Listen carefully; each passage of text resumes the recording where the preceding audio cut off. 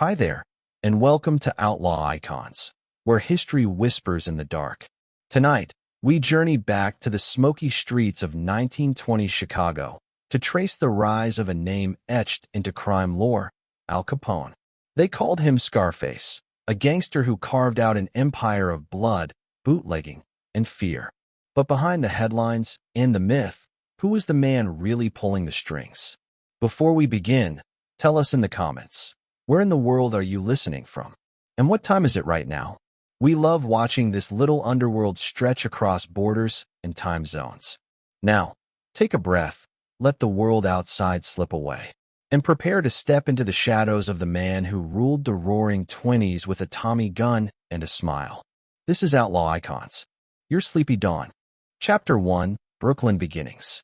The boy stood beneath a gas lamp flickering on the corner of Navy Street. His knuckles scraped raw, shirt collar torn, eyes wide and pulsing with something he didn't yet have a word for. A thin stream of blood crawled down his cheek, but he didn't flinch. He looked down at the other kid, older, heavier, tougher. The boy had knocked him out cold with one punch. Just one, and he wasn't even 12 years old. It wasn't the first fight Alphonse Capone ever won, and it sure wouldn't be the last. But that night in Brooklyn, as the clatter of horse hooves echoed in the distance and cold wind slid through the alleys like a whisper, something inside him changed. Maybe it was pride. Maybe it was fear. Maybe it was the first time he realized he liked the way power tasted. Brooklyn in the early 1900s was a patchwork of noise, sweat, and survival. The streets of Navy Yard were no place for the soft-hearted. Immigrants spilled into the borough by the thousands. Italians, Irish, Jews, all chasing the American dream. But the dream wasn't free. It came wrapped in factory soot, slum housing, and hunger. It was a place where boys grew old fast and men died young. The Capones were just one family in the crush. Gabriel, the father, was a barber, quiet, steady, and tired. He'd come to America from Naples with a spine full of hope and a razor in his hand. He believed in work, in family, in building something clean. His wife, Teresa, was sharper, thin-eyed, devout, and fiercely protective of her 9 children. She ruled their cramped apartment like a general, but Al, her fourth-born, was never easy to manage. Even as a child, Al had a weight to him, a gravity that pulled people in. He was stocky, with thick black hair, heavy brows, and eyes that burned with quiet calculation. Teachers called him smart but stubborn. Neighbors said he was respectful, but only when he wanted something. And when he didn't, you'd feel it. A sudden coldness, like a door slamming shut inside him. He hated school, hated the rules, hated the dull scrape of chalk on slate. But mostly, he hated the feeling of being small. At home, he was one of 9. On the streets, he was just another kid from the immigrant side. The world didn't see him. And Al Capone, even at 11, was already desperate to be seen. That's when the gangs found him. They weren't gangs in the way we think of them today. Not yet. Back then, they were half club, half army. They ran errands for corrupt politicians, cracked heads for saloon owners, and stole whatever the city wasn't watching. The most notorious was the 5 Points Gang, an Italian outfit operating out of Lower Manhattan. But their roots spread across the boroughs like ivy in the dark, and they always had an eye on promising boys. Capone started small, running messages, watching doorways, learning names. He soaked it in like rain on dry earth. The slang, the swagger, the way grown men lowered their voices when real power walked into the room. It was a language no school had ever taught him, and Al was fluent in months. By 12, he was skipping class. By 13, he was gone entirely. His father was heartbroken. Gabrielle had wanted more for Al, something honest. But in the barber's chair, he saw the truth every day. Men with empty eyes, hands blistered from factory work, coughs soaked in coal dust. He knew what this country did to men like him. And even if he never said it, a part of him must have known. Al wasn't going to be a barber. He was born to carve his own name into the world, and not with scissors. One summer afternoon, Al took a job at the Harvard Inn on Coney Island. The owner was Frankie Yale, a slick-dressed gangster with a gold tooth, a violent streak, and a talent for spotting ambition. Yale took a shine to Al immediately. The boy had muscle, manners, and just enough danger behind the eyes. He started as a bouncer, worked the door, collected debts, and kept drunks in line. And when Yale needed something less legal, Al didn't blink. But it was also at the Harvard in that Capone earned the nickname that would follow him forever.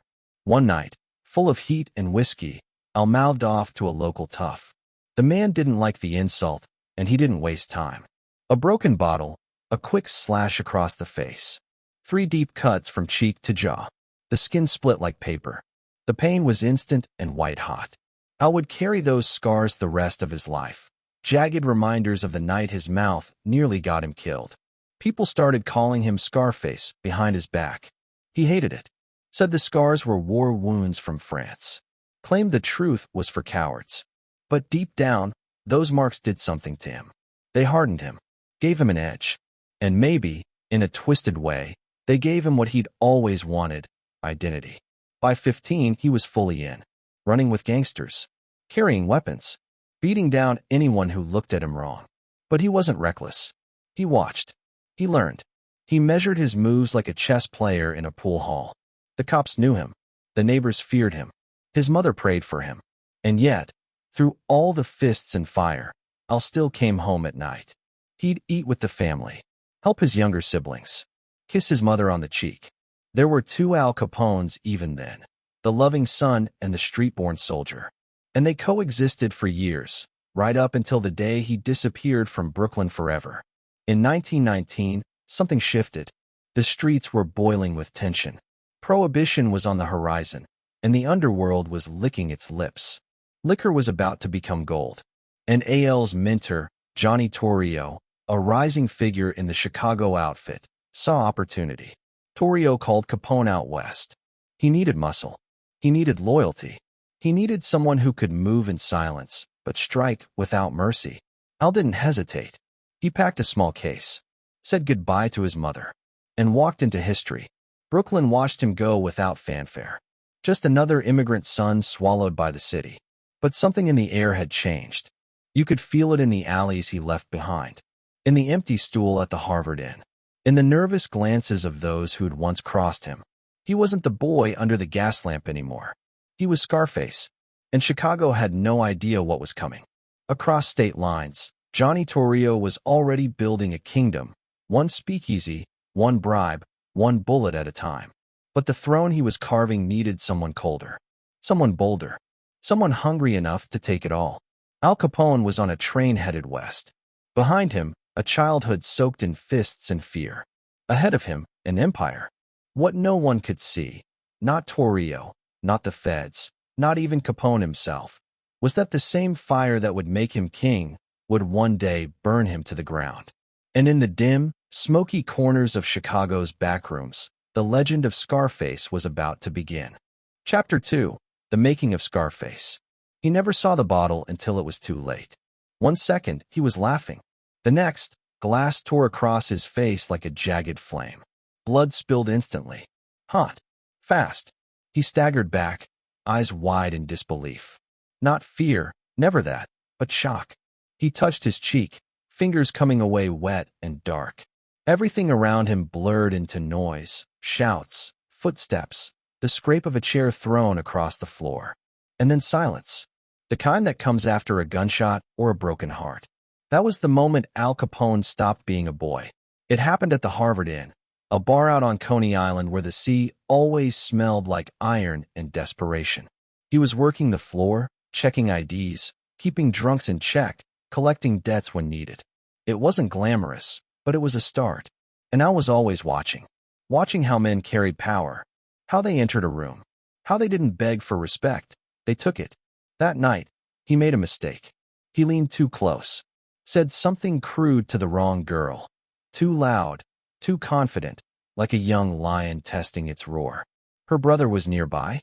He was older, meaner, and not the forgiving type. A flash of rage, a hand on a bottle, then the slice. The man disappeared before Al even hit the ground. Later, in the back room, someone brought a rag. Someone else poured whiskey over the wound. No hospital, no stitches, just pressure, grit, and pain. The cuts ran from his cheekbone to the corner of his mouth, deep and ugly.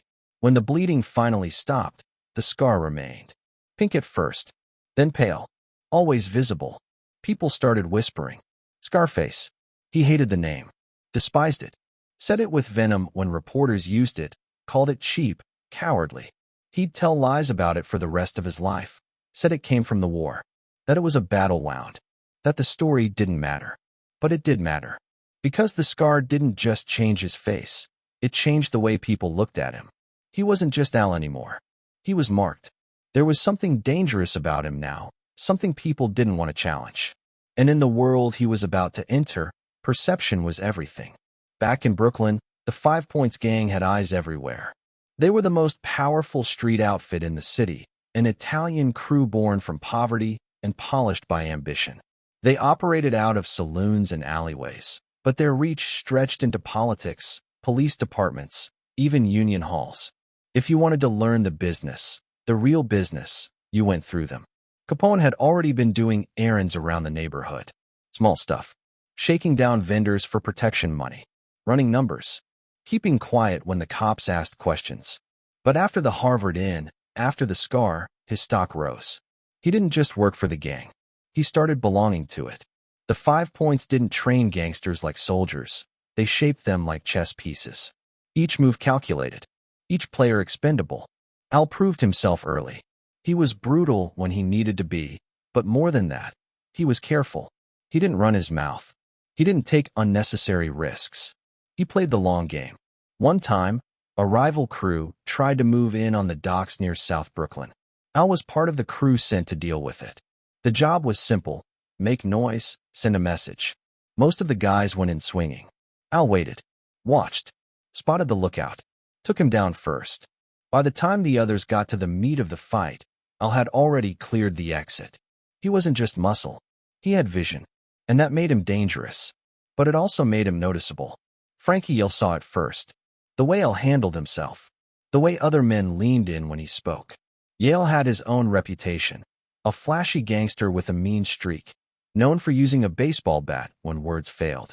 He started giving Al more responsibility, more risk, more reward.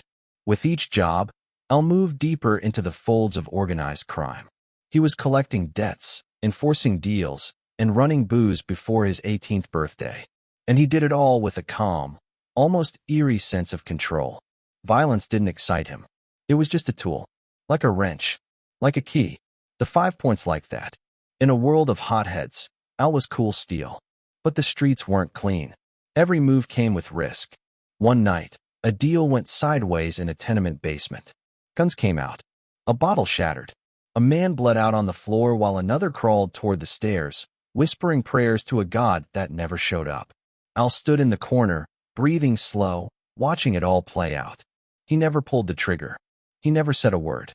But he never looked away either. When the job was done, he walked out like he was leaving a card game. Later that year, a detective paid a visit to the Capone household, asked questions about Al's whereabouts. His father said nothing, just looked down at the floor and nodded. Teresa, his mother, said it was all lies, that her boy was working honest, that the streets were full of jealous men with twisted tongues. But behind closed doors, they both knew. Al wasn't coming back to the old life. He had tasted power. Not the kind that came from money, but the kind that came from fear. From knowing people crossed the street when they saw you coming. From being the last word in a room full of men who thought they were untouchable.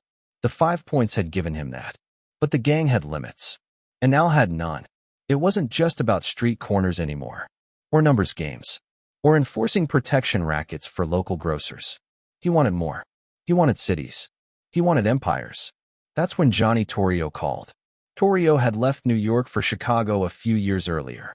The outfit there was young, aggressive, and flush with opportunity. Prohibition had just taken hold, and with liquor outlawed, the underworld lit up like a dry field in flame. Torrio needed men he could trust. Not just thugs, but thinkers, strategists, people who didn't blink when the rules bent backward.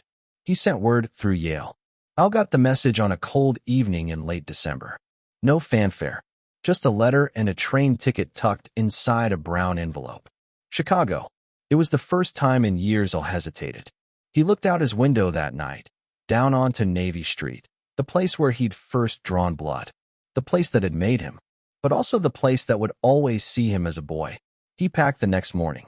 As the train pulled out of the station, smoke trailing into the winter sky, Capone kept his eyes forward. His mother cried quietly at the platform. His father said nothing, just a hand on the shoulder, a nod. He left Brooklyn behind that day, left the 5 Points, left the Harvard Inn, left the alleyways and storefronts that had carved him into Scarface. But the scars weren't just on his face anymore. They were in him now. And as the train rolled toward Chicago, Alphonse Gabriel Capone stared out at the snow-covered fields and didn't smile. He didn't need to. He was heading toward something bigger.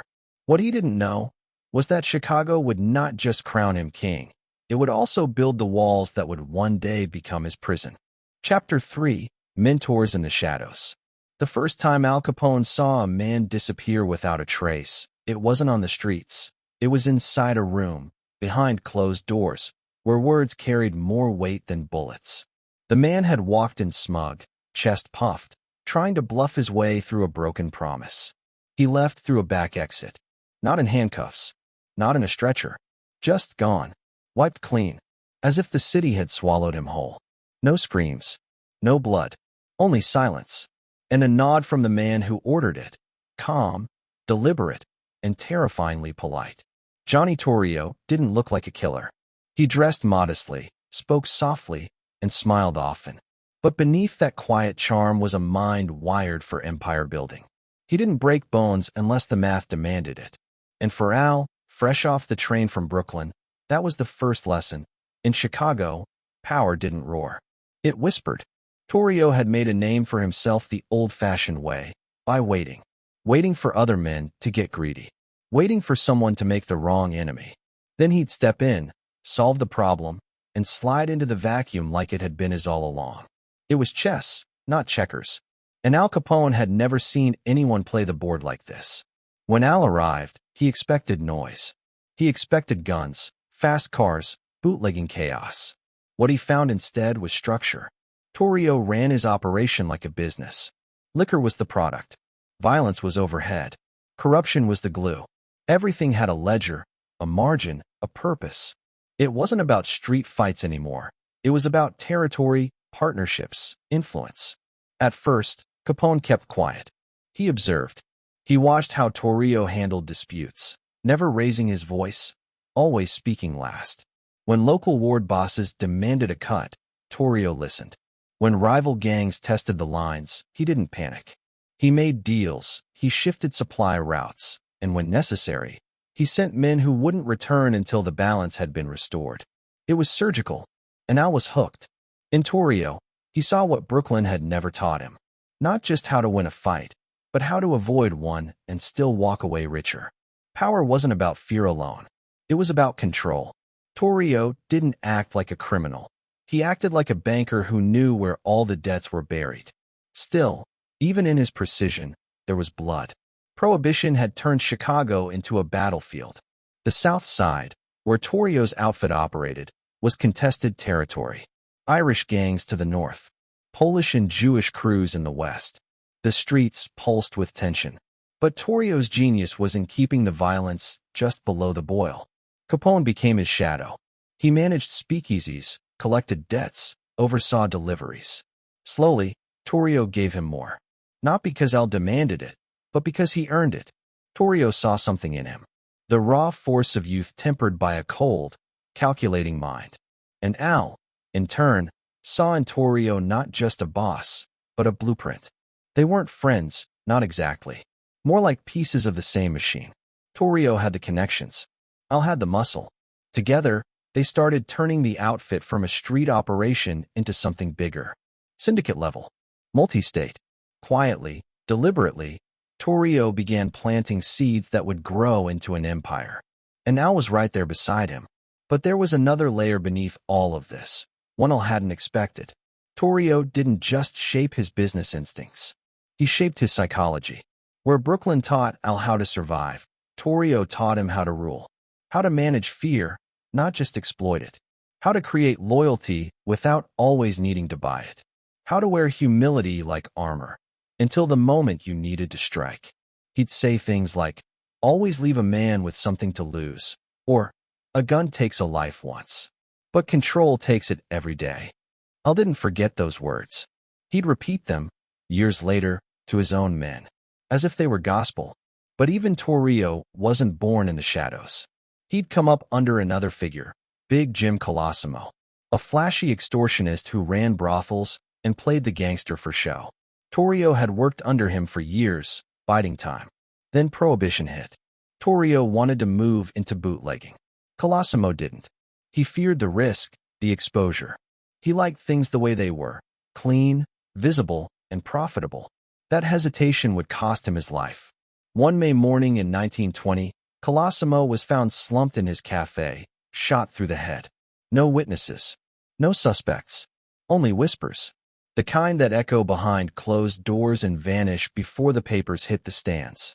Some say Frankie Yale pulled the trigger, called in by Torrio.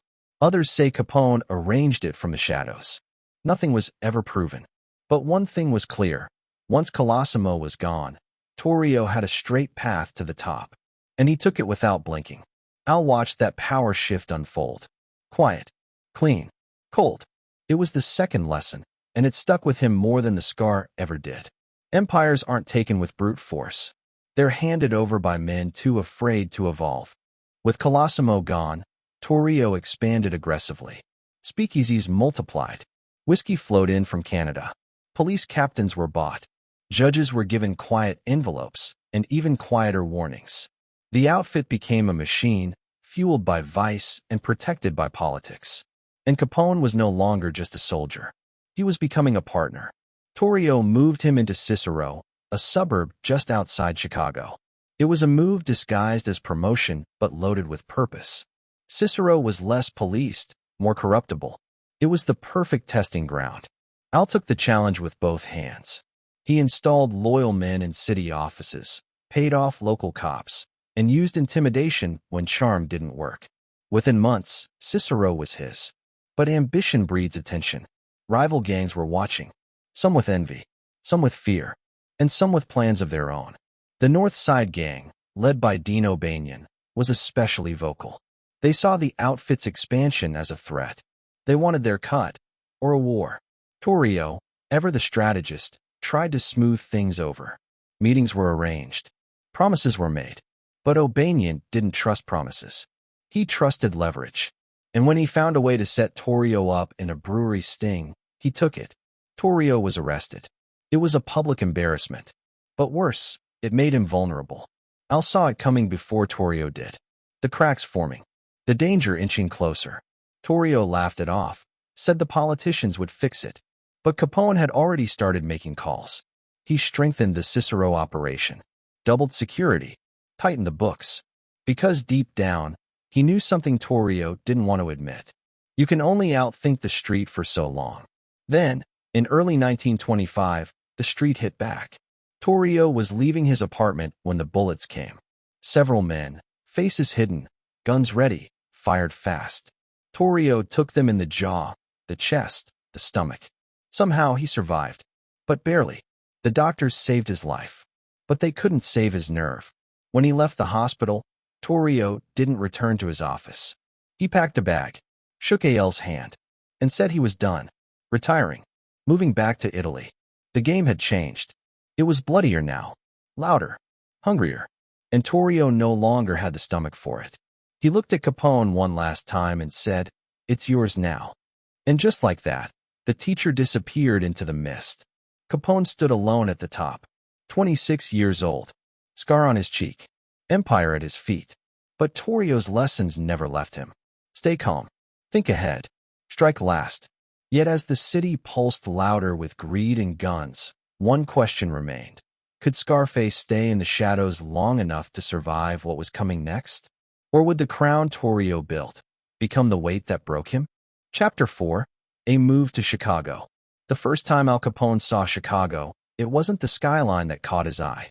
It was the smoke, rising from a back alley speakeasy that had just been firebombed in broad daylight. The building stood crooked, windows shattered, black soot curling up into a gray Midwestern sky. A bartender stumbled out coughing, blood on his collar, eyes wide with panic. Sirens wailed somewhere in the distance. But no one was running. No one was screaming. The block around him moved like nothing had happened. That was Chicago. Violence wasn't a headline here. It was part of the architecture. Capone had been invited. Handpicked by Johnny Torrio, summoned like a pawn being called into the center of the board. But Al didn't feel like a pawn. He felt like someone arriving exactly where he was meant to be. He stepped off that train in the spring of 1919 with a suitcase, a fedora pulled low, and a scar that people kept staring at but never mentioned. He wasn't afraid. He was ready.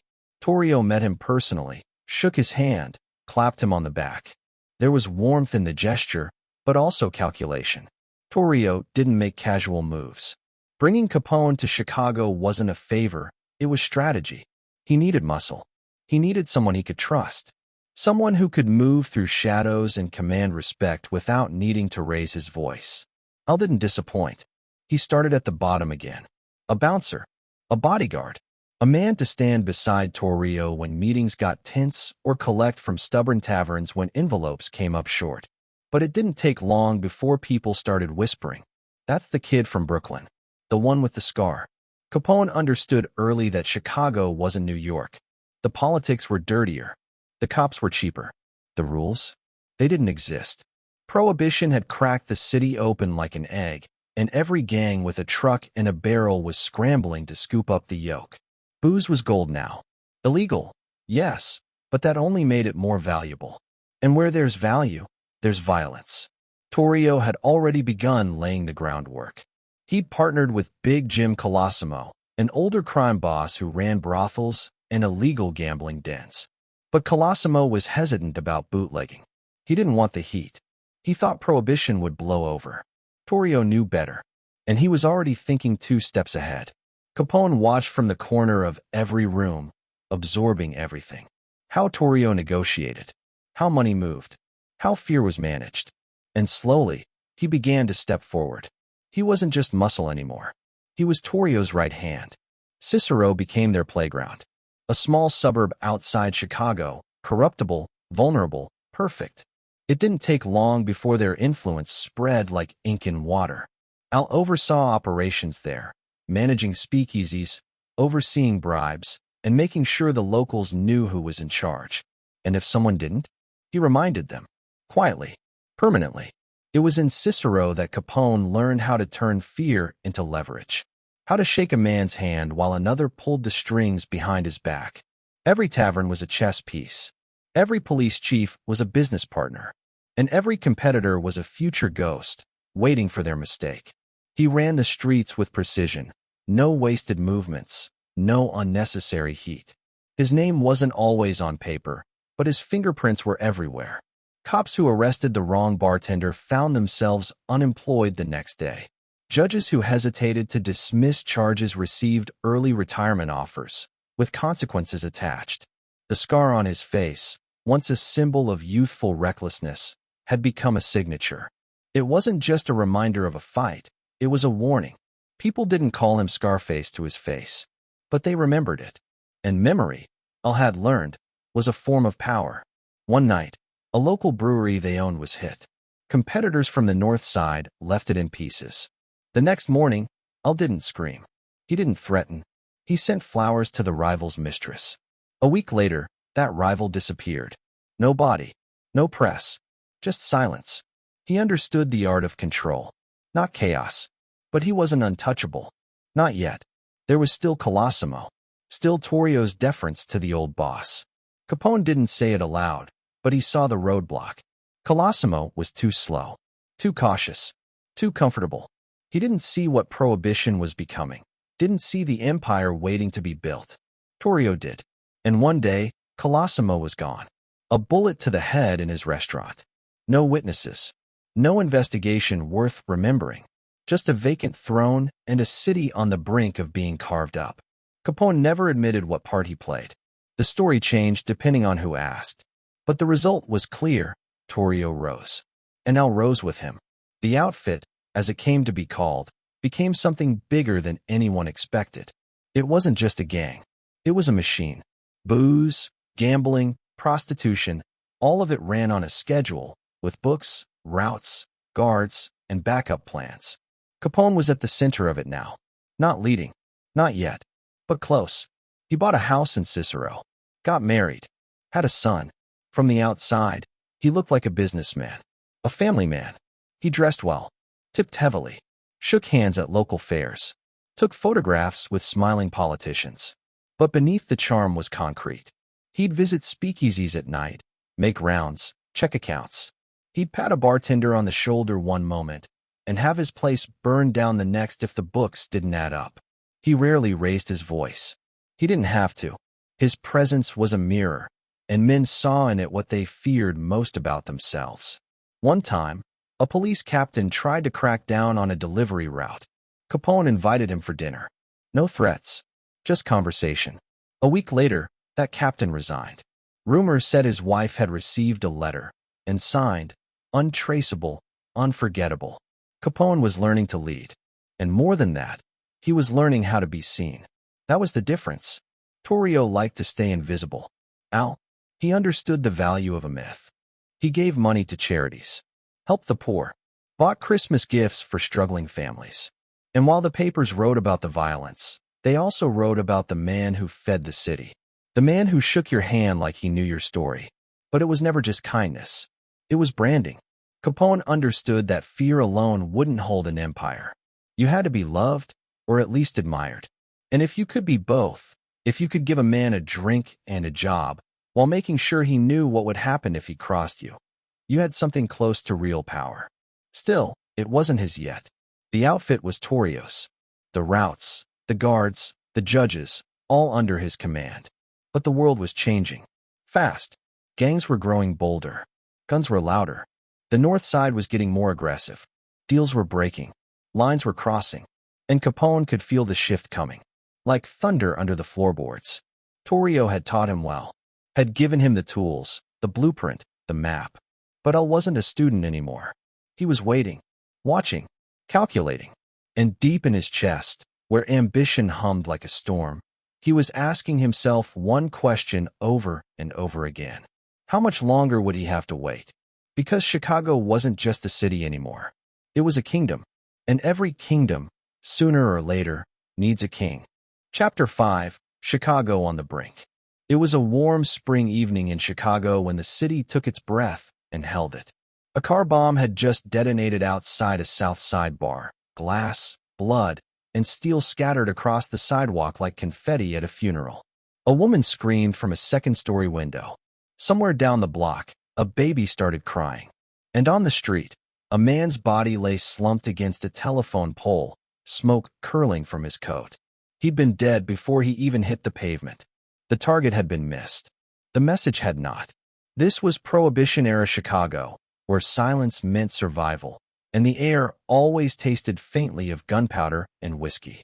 The city wasn't teetering on chaos. It was bathing in it. By the early 1920s, Chicago had become a chessboard soaked in gin, greed, and gasoline. And everyone wanted to be king. At the center of it all stood a law that was supposed to clean up America, the 18th Amendment. Passed with moral fanfare and wrapped in promises of purity, Prohibition banned the manufacture, sale, and transportation of alcohol. But what it really did was turn an entire nation's thirst into a black market bonanza. Where the law drew a line, the underworld built a highway. Speakeasies, secret bars hidden behind grocery stores, barbershops, or even churches, sprouted like weeds. By day, the city wore suits and kept up appearances. By night, it pulsed with jazz, gin, and shadowy deals.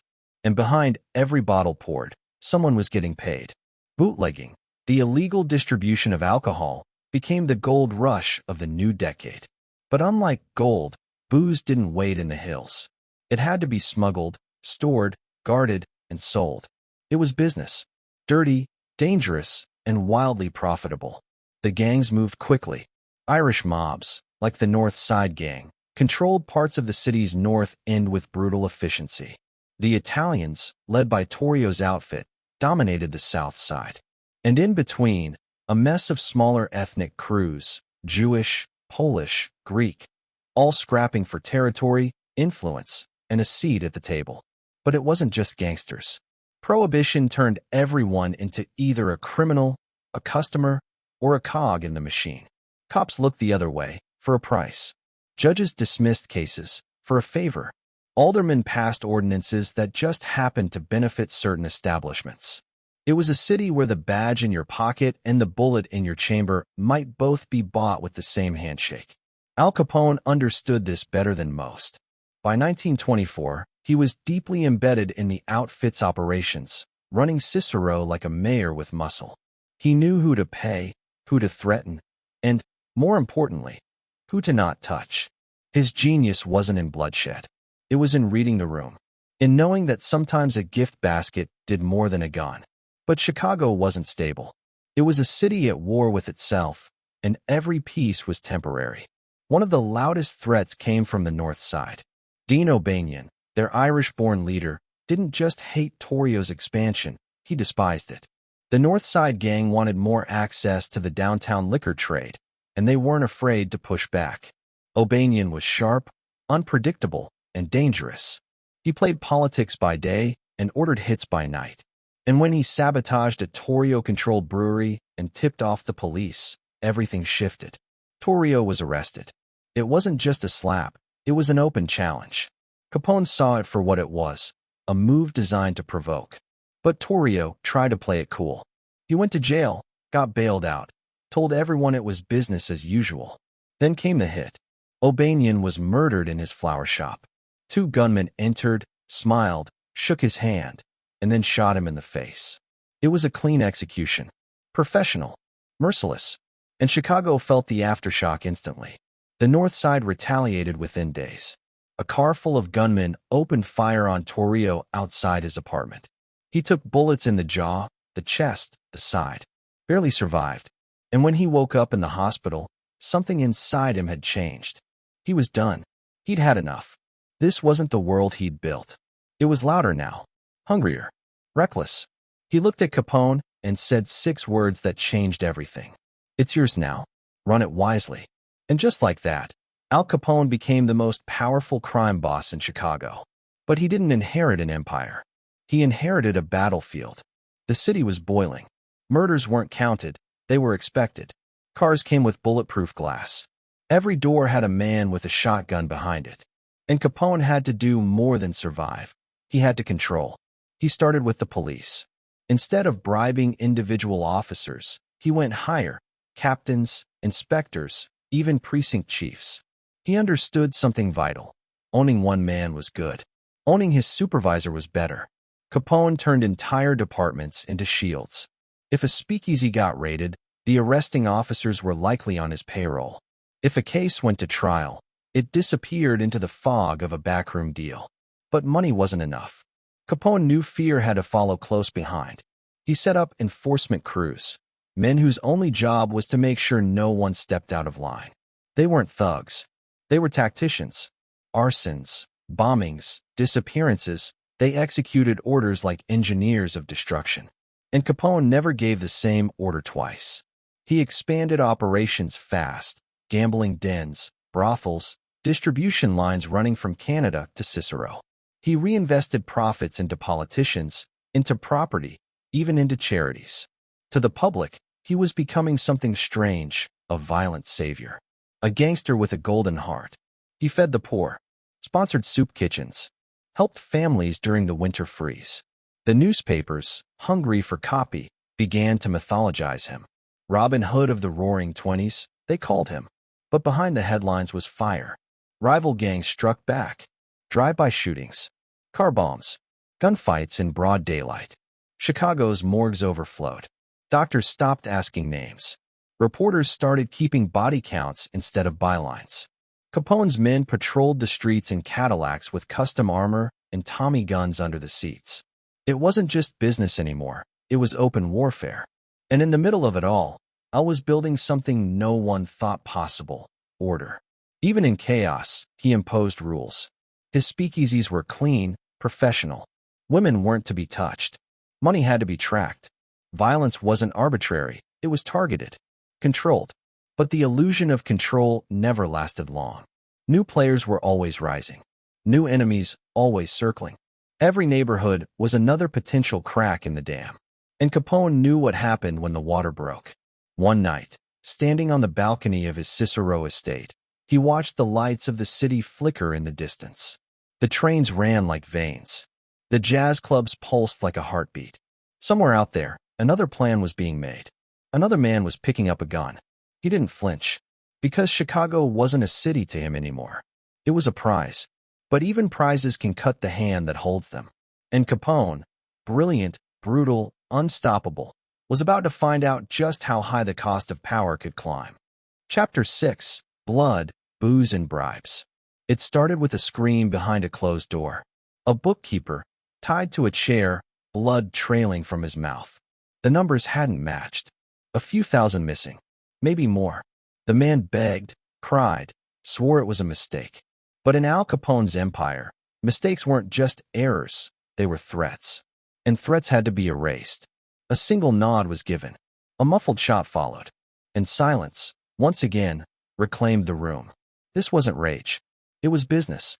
By the mid-1920s, Al Capone was no longer just a name whispered in saloons or scribbled in police reports. He was an institution. His empire didn't run on charm or fear alone. It ran on a system, cold, precise, and dangerously efficient. At the heart of it was one thing: alcohol. And behind every bottle poured in every smoky speakeasy across Chicago was a complex, ruthless operation that blended violence, logistics, and politics into a multi-million-dollar machine. Prohibition had created a vacuum, and Capone filled it like water rushing into a cracked dam. He controlled breweries, distilleries, and transportation routes stretching from the Canadian border down through Illinois. Trucks disguised as bakery vans or laundry services would slip through city streets, their cargo more valuable than gold. Whiskey from Montreal, gin from Detroit, moonshine from small-town stills in the hills of Kentucky. Every drop accounted for, every bottle taxed, not by the government, but by Capone. And once the liquor arrived, it didn't just vanish into the shadows. It was funneled into an underground world of speakeasies, illicit bars hidden behind butcher shops, in basements, in back rooms of quiet diners. These weren't just booze stops, they were fortresses of loyalty. Places where Capone's men collected dues, enforced rules, and handed out envelopes stuffed with dirty cash. But liquor alone couldn't build an empire. Fear had to do its part. Capone's protection rackets were a blood-soaked insurance policy. He offered safety, at a cost. Refuse, and your windows shattered by midnight. Refuse again, and your business went up in flames. Say no a third time, and you'd be found in an alley, your last breath stolen by men who never showed their faces. But say yes, and suddenly you had muscle behind your name. Police left you alone. Competitors backed off. Money flowed. The brilliance was in how organized it all was. Capone ran his operation like a corporation. At the top, a tight inner circle of trusted advisors, bookkeepers, legal minds, street bosses. Below them, layers of enforcers, smugglers, distributors. Each man knew his job. Each knew the cost of failure.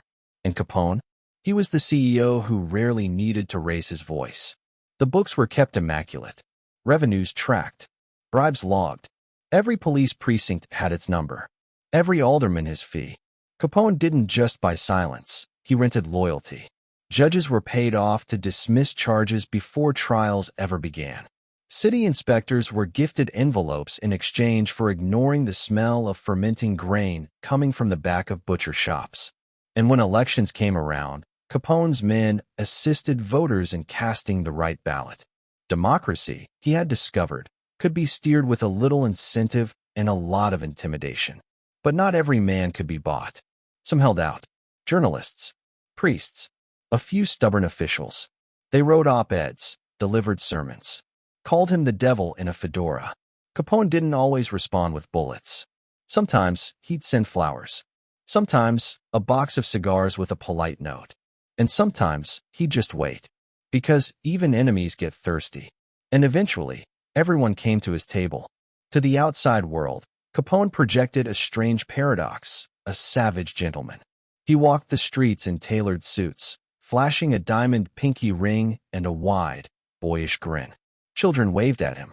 Old women called him a blessing.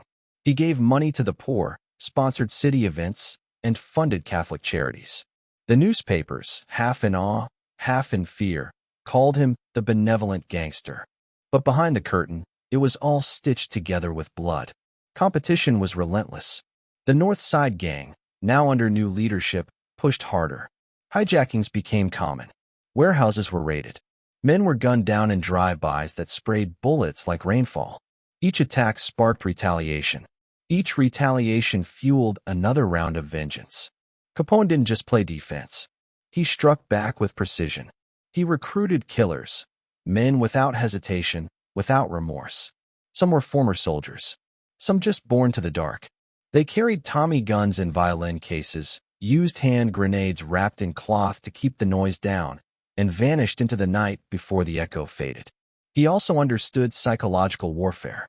A rival's funeral would be interrupted by uninvited mourners, Capone's men, dressed in black, watching silently from the back.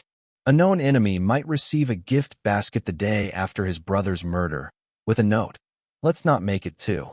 The message was always the same. Capone saw everything, and he was always ahead. But paranoia has a cost. He rarely traveled without a small army. His home in Cicero was guarded like a fortress, with armed men on the roof and guards at every door. Meals were tasted. Phone lines were tapped. He trusted few, and even those closest to him knew one mistake could end in a handshake and a final drink. Still, the empire expanded. By 1926, Capone was earning over $100 million a year, an unthinkable fortune in that era. Adjusted for inflation, it rivaled some small countries' economies. And yet, he paid no taxes, owned little in his own name. The money flowed like oil through a maze of shell companies and silent partners. But it wasn't just money. It was influence. Capone was becoming the shadow mayor of Chicago. Politicians asked for his advice. Policemen asked for favors. Celebrities came to his speakeasies to drink, dance, and pretend they weren't mingling with the most dangerous man in America. He kept expanding, south into Cicero, west toward Oak Park, north into territory once deemed untouchable. And with every block gained, his legend grew. No longer just Scarface. He was now the face of the underworld. Yet the weight of power is never evenly distributed. There were cracks in the concrete. Men who wanted more. Deals that frayed. A driver who disappeared. A shipment that went missing. Paranoia crept in like smoke under a door. Capone tightened control, replaced lieutenants, doubled payouts to police. But the violence didn't stop. It escalated. He knew a reckoning was coming. He could feel it in the air, thick, electric, dangerous. The public still cheered for him. But the government? The law? They had started watching. Federal agents. Newspapers from the East Coast. Whispers from Washington that Capone had grown too large, too bold, too public. He'd built a kingdom out of booze and bullets. But kingdoms, by their nature, invite invasion.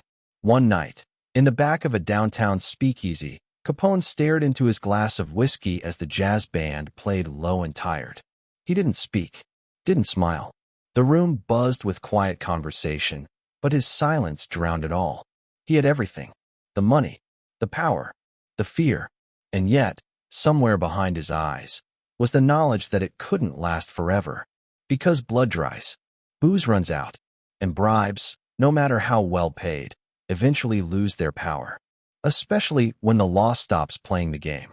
And somewhere, beyond the city lights, the first federal agent had just opened a manila folder with Capone's name printed in bold letters across the top. The empire was still standing. But for how long? Chapter 7. A city bought and paid for.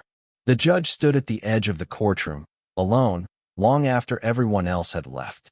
His robe was unbuttoned, his eyes heavy with something more than exhaustion. In his hand was a folded envelope. No name, no return address, just thick with something far heavier than paper. He didn't count the cash. He didn't have to. He knew what it meant. Not a bribe. A contract. One that came without words, but with very real consequences. This was Chicago. And in Al Capone's Chicago, justice didn't wear a blindfold. It wore a price tag. By the late 1920s, Capone had done more than conquer the underworld. He had penetrated the very heart of the city's power. It wasn't enough to control bootlegging routes or to silence rivals with bullets. Al wanted stability, legitimacy, insulation. And he understood something few gangsters before him had fully grasped. To rule the streets, you had to buy the sidewalks. To survive the law, you had to own it. He began with the police. Not the rookies on the beat. They were easy, already hungry for extra cash. No, Capone went higher. Captains, lieutenants, commanders with influence over raids, assignments, evidence rooms. He didn't offer favors. He offered futures, promotions, pensions, protection. And if that failed, he offered fear. Soon, officers tasked with shutting down illegal liquor joints were escorting trucks full of whiskey through the city under the guise of routine patrols. Warrants vanished. Arrest records were altered. Key witnesses forgot what they saw. Courtrooms became theaters, where justice played a role in a script written by men like Capone. But he didn't stop at law enforcement. He reached into politics, deeply, precisely, and with both hands. Aldermen received monthly envelopes. City inspectors were given apartments they couldn't afford and cars they couldn't explain. Election day became a showcase of quiet coercion. Voters were guided gently but firmly toward the right candidates, with polling stations watched by men who didn't smile. And in return, Capone's businesses thrived untouched. The judges were more delicate. Some resisted. Men with heavy consciences, proud names, or a stubborn belief that the law still mattered. Al respected them, but only to a point. If money didn't work, blackmail did. If blackmail didn't work, threats did. And if all else failed, there were always men willing to make permanent solutions out of temporary problems. Still, Capone knew optics mattered. He didn't want to be feared by everyone. He wanted admiration too. Reverence. The image of a man who wasn't just powerful, but generous. So he gave. He gave like a politician on the campaign trail, like a saint with a checkbook. Soup kitchens funded by Capone served thousands of families during brutal winters. He sent coats to children in poor neighborhoods, paid hospital bills, donated to Catholic charities. On Thanksgiving, turkeys arrived at doorsteps in forgotten parts of the city, each one with no name attached, but everyone knew who sent them. To the struggling family on the South Side, Capone wasn't a gangster. He was the man who made sure they ate. The press couldn't resist the contrast. One week, his name appeared in stories about drive-by shootings and gangland executions. The next, photographs showed him smiling with children, handing out Christmas gifts, donating to schools. And Capone played the part perfectly. He dressed in immaculate suits, spoke softly in public, and reminded reporters that he was just a businessman, a misunderstood one. He'd lean into the microphone and say, "I provide a service people want. If the government won't give it to them, I will." It was disarming, clever, dangerous, because behind that smile, the blood never stopped flowing. Capone's charitable hand was the same one that signed off on hits. The same hand that turned a city clerk's wife into a widow if her husband refused to play ball. Every dollar donated came from extortion, every turkey paid for by silence, every warm coat hiding the cold truth of how Chicago was kept in line. There was a bar on the South Side that refused Capone's protection. The owner believed he could stay clean, play it straight. For a while he did. Then one night, fire consumed the building in under 5 minutes. No accelerant ever found. No suspect arrested. Just ashes. A month later, that same owner was working behind the bar at a Capone-controlled speakeasy, wearing the same apron, but a very different expression. This was how the machine worked. You didn't say no. Not for long. Even churches weren't beyond reach. A local priest once gave a sermon condemning the gangsters' violence. A week later, he received an anonymous donation larger than his parish's yearly budget. Along with it came a letter, "God forgives. So can you." The priest never spoke against Capone again. It wasn't all perfect. Mistakes were made. Allies flipped. Rivals grew bold. But Capone was relentless in keeping his web intact. Every time a piece came loose, he tightened the others. He was part gangster, part diplomat, part puppet master, pulling strings that stretched from street corners to City Hall. One of his most brilliant innovations was hiding in plain sight. He made his operations look legitimate. Laundromats, furniture stores, dog tracks, businesses that appeared clean, complete with licenses, signage, even tax records. But buried inside were bookkeeping tricks, hidden safes, and quiet men with loaded guns. The IRS took notice eventually. But at the time, Capone's illusion of legitimacy was strong enough to keep real scrutiny at bay. Until the illusion started cracking. People were beginning to notice the cost. Crime was rising. Bombings became common enough to be background noise. Families whispered of disappearances. Journalists started pushing harder, connecting dots, following paper trails. Capone responded the way he always had, with money and menace. But the air was changing. The country was watching. Washington had begun taking interest. And for the first time, Chicago's corruption wasn't just local news. It was a national embarrassment. Still, within the city, Capone remained untouchable. The mayor shook his hand. The police chief played cards at his estate. Reporters attended his birthday parties. And the people, those still eating from his soup kitchens, those warm under his donated blankets, defended him like a hero. Some called him a menace. Others, a savior. He let them believe both. Because confusion, he knew, was protection. But even Capone couldn't bribe the whole country.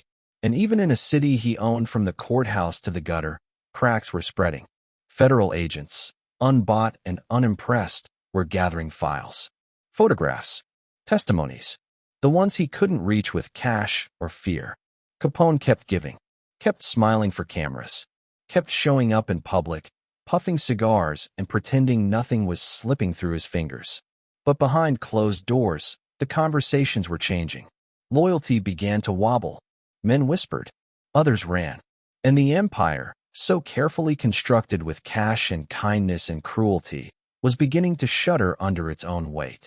One night, standing on the balcony of his estate, Capone looked out over a city he had bought. Every light a deal. Every shadow a secret.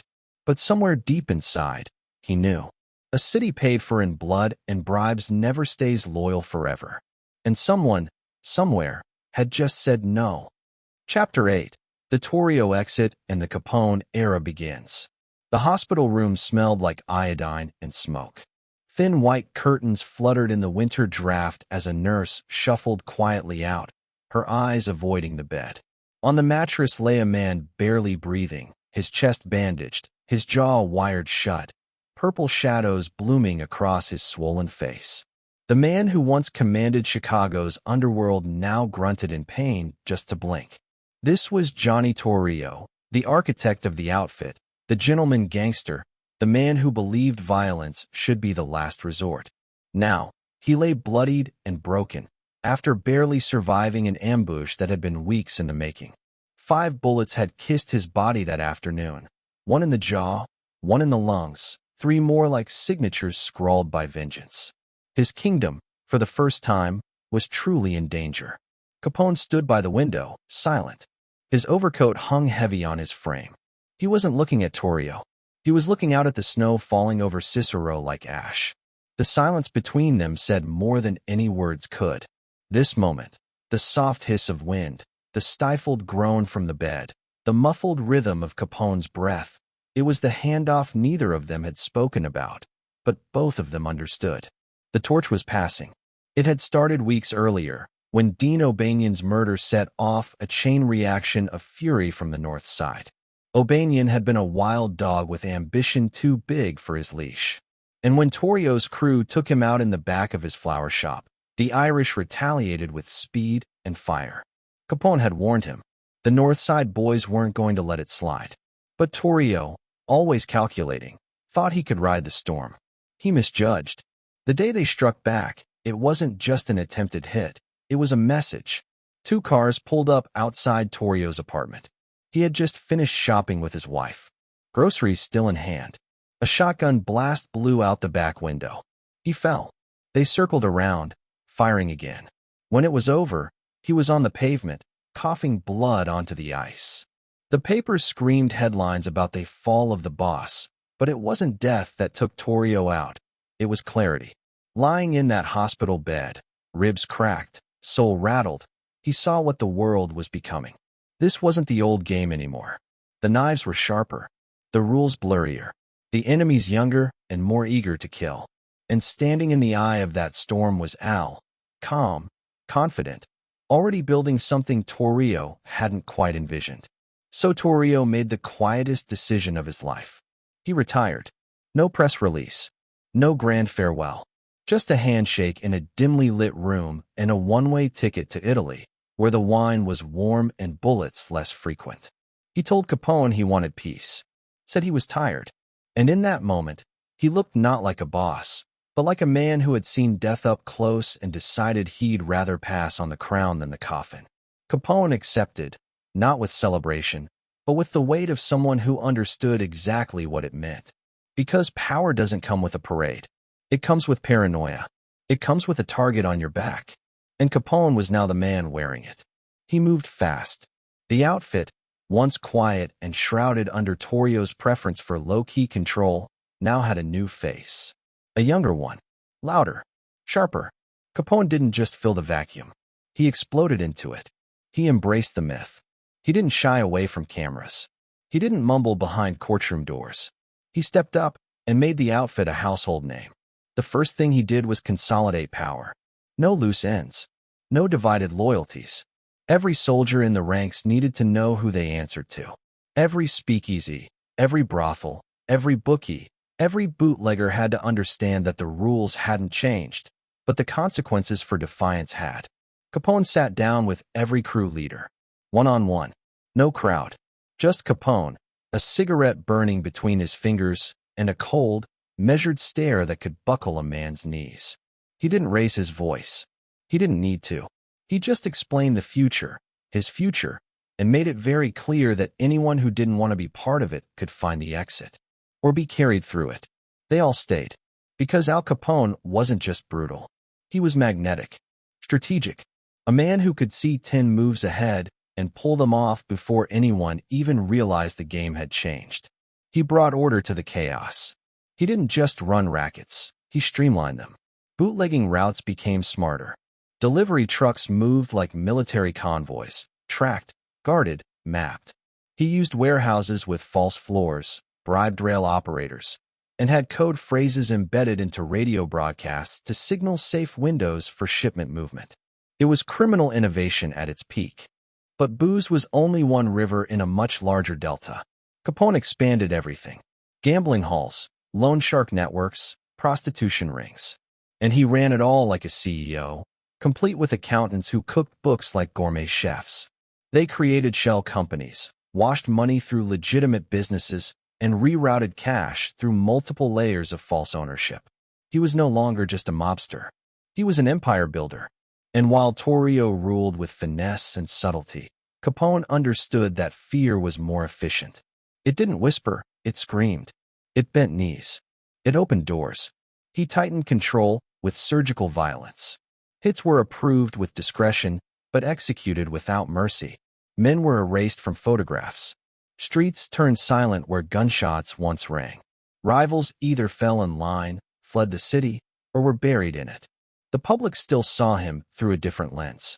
Capone was everywhere, in the newspapers, smiling at baseball games, attending charity events, posing in suits that shimmered under flashbulbs. He gave turkeys to the poor on Thanksgiving, donated to Catholic schools, handed envelopes of cash to families after funerals he caused. The duality was jarring, the devil in pinstripes. Reporters couldn't figure out whether to condemn him or canonize him. And that suited Capone just fine. He let them wonder. Let them write their stories. Let the public think they knew him. Because the more people were confused by him, the safer he became. The one truth they all ignored was that Chicago was no longer being run from City Hall. It was being run from behind a desk in a smoke-filled room, where Capone sat with his feet up, reviewing ledgers that tallied blood and profit in the same column. But power has gravity. The more of it you hold, the heavier it becomes. Capone knew this. He began watching his own men, recording conversations, testing loyalty in subtle ways. He trusted no one fully. Every gift he gave came with a silent expectation. Every smile hit a blade. And still, the outfit grew. His operations stretched into the suburbs, into the unions, into the very bones of the city's infrastructure. He had city workers on his payroll, judges, senators. The outfit's reach now touched everything from construction permits to police raids. Nothing moved in Chicago unless Capone allowed it. And yet, something uneasy was settling in the air. The city was changing. The heat was rising. Federal agents, men who couldn't be bought, were circling. Journalists from the East Coast were digging deeper. The IRS was quietly asking questions. There were cracks forming in the glass. Capone, as always, adapted. He shifted assets, doubled the bribes, bought silence in bulk. But the spotlight was already turning. Still, in that brief window of time, between Torrio's retreat and the storm that would soon come, Capone reigned unchallenged. He didn't inherit an empire. He rebuilt one. One faster, sharper, more ruthless. The outfit was no longer just a network of criminals. It was an institution. And at its center stood a man who had risen from street fights and pool halls to become the most feared name in America. But even kings don't sleep easy, especially when their throne is made of bones. And somewhere, beyond the edge of his reach, someone was already planting the first crack in the armor. Capone had taken the crown. But how long could he hold it? Chapter 9, The Face of Organized Crime. The cameras loved him. That was the problem. He stood on the courthouse steps, surrounded by armed guards. But he looked more like a movie star than a mob boss. Silk suit pressed to perfection. Cigar clenched between his teeth like it belonged there. A gold pinky ring caught the sunlight and sent it bouncing off his smirk. The crowd didn't boo. They cheered. The flashbulbs didn't scold. They begged for more. And behind him, the bodies kept stacking up. Al Capone had done something no gangster before him had ever pulled off. He made crime charming. At least, that's how it looked from the outside. The inside was still soaked in blood. In the roaring 20s, America was drunk on speed, jazz, and rebellion. Prohibition was the law, but breaking it had become a national pastime. Capone understood something fundamental. If the law made people feel like criminals, the real criminals would feel like heroes. So he leaned into it.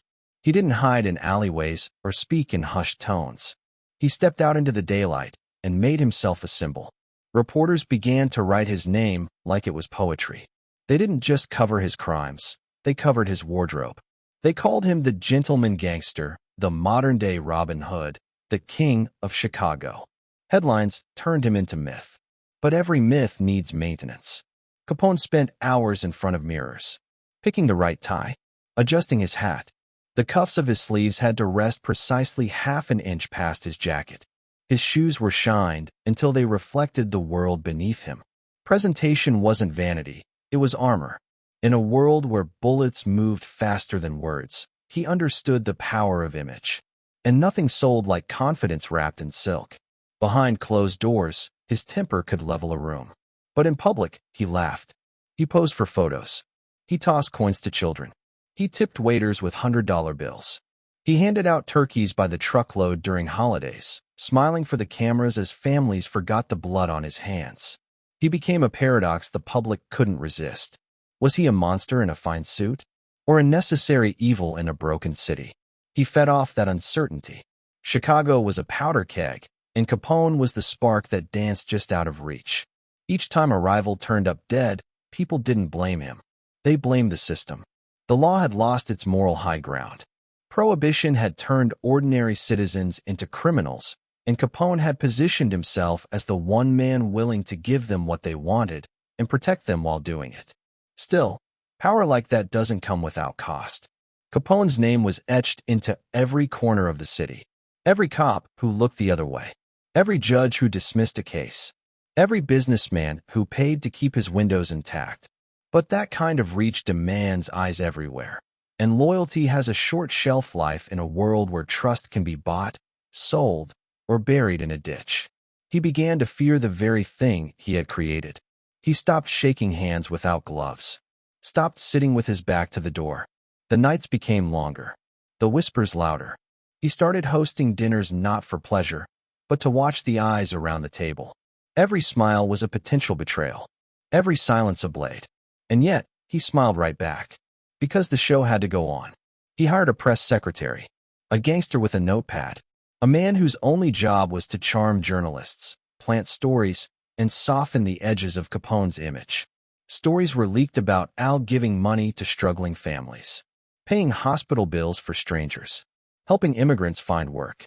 It was all true, except the part where he had created most of the misery in the first place. He wasn't just laundering money. He was laundering perception. His empire ran on fear, but the face he showed the world was carved from charisma. It was brilliant and dangerous, because as much as Capone loved the spotlight, it also painted a target on his back. There were men in Washington who didn't see a charming outlaw. They saw a challenge, and challenges had to be crushed. But down in the streets, Capone was still winning. He rolled through neighborhoods in armored cars, waving at crowds. He dropped by high-end restaurants where the maitre d' reserved the best table, no matter who else was dining. Jazz bands played songs named after him. Bootleggers toasted his name. He didn't just run Chicago's underworld. He was Chicago's underworld. And yet, beneath the glamour, the cracks were forming. The public could be wooed, but not forever. Each photo op was followed by another gangland shooting. Each free turkey was matched by a bullet in someone's brain. The myth was harder to maintain when the blood began to seep under the door. Then came the photographers from New York, reporters from DC, G-men with clean suits and sharp questions. The federal government wasn't charmed by tailored suits or slick headlines. They were watching, and they didn't smile. Capone doubled down. He started attending public events, parades, baseball games. He handed out cigars with his initials pressed into the wrapper. He wanted to show the world he wasn't hiding, that he had nothing to fear. But that was a lie. He feared the mirror most, not because of the scar that curled along his cheek, but because of what he had become. A man trapped in a performance, a mask that could never come off. He couldn't go back to shadows, couldn't fade into obscurity. The legend had grown too large, and legends don't get to retire. At night, alone in his suite at the Lexington Hotel, he would sometimes stare out at the city skyline and wonder if any of it was real. If the empire he'd built was stone or smoke. If the people who cheered his name would vanish the second the lights dimmed. He drank more, trusted less, laughed only when cameras were around. Some say he became addicted, not to power or violence, but to attention. Because in the silence, the past spoke too loudly. The bodies, the betrayals, the friends turned corpses. The empire he ruled wasn't made of marble. It was stitched from sins and soaked in whiskey. Still, he refused to disappear. The myth had to be fed, so he gave the press what they wanted. A quote here, a grin there, a moment that kept him relevant, that blurred the lines between criminal and celebrity, between horror and heroism. But the mask was slipping. Behind the curtain, the IRS was building a case. Investigators were following the money. Names were being whispered in government offices. A different kind of predator was watching now, one that didn't carry a gun, but carried a warrant. Capone didn't see it coming. He was too busy playing the role, too wrapped in the applause to hear the footsteps, too confident that charm could outpace justice. But charm, like liquor, loses its bite over time. And America was sobering up. By the time he noticed, it was too late. The media darling was becoming a liability. The smiling gangster no longer made headlines. They made files. Legal ones. The same cameras that once adored him began to frame him differently. Not as a rogue, but as a criminal.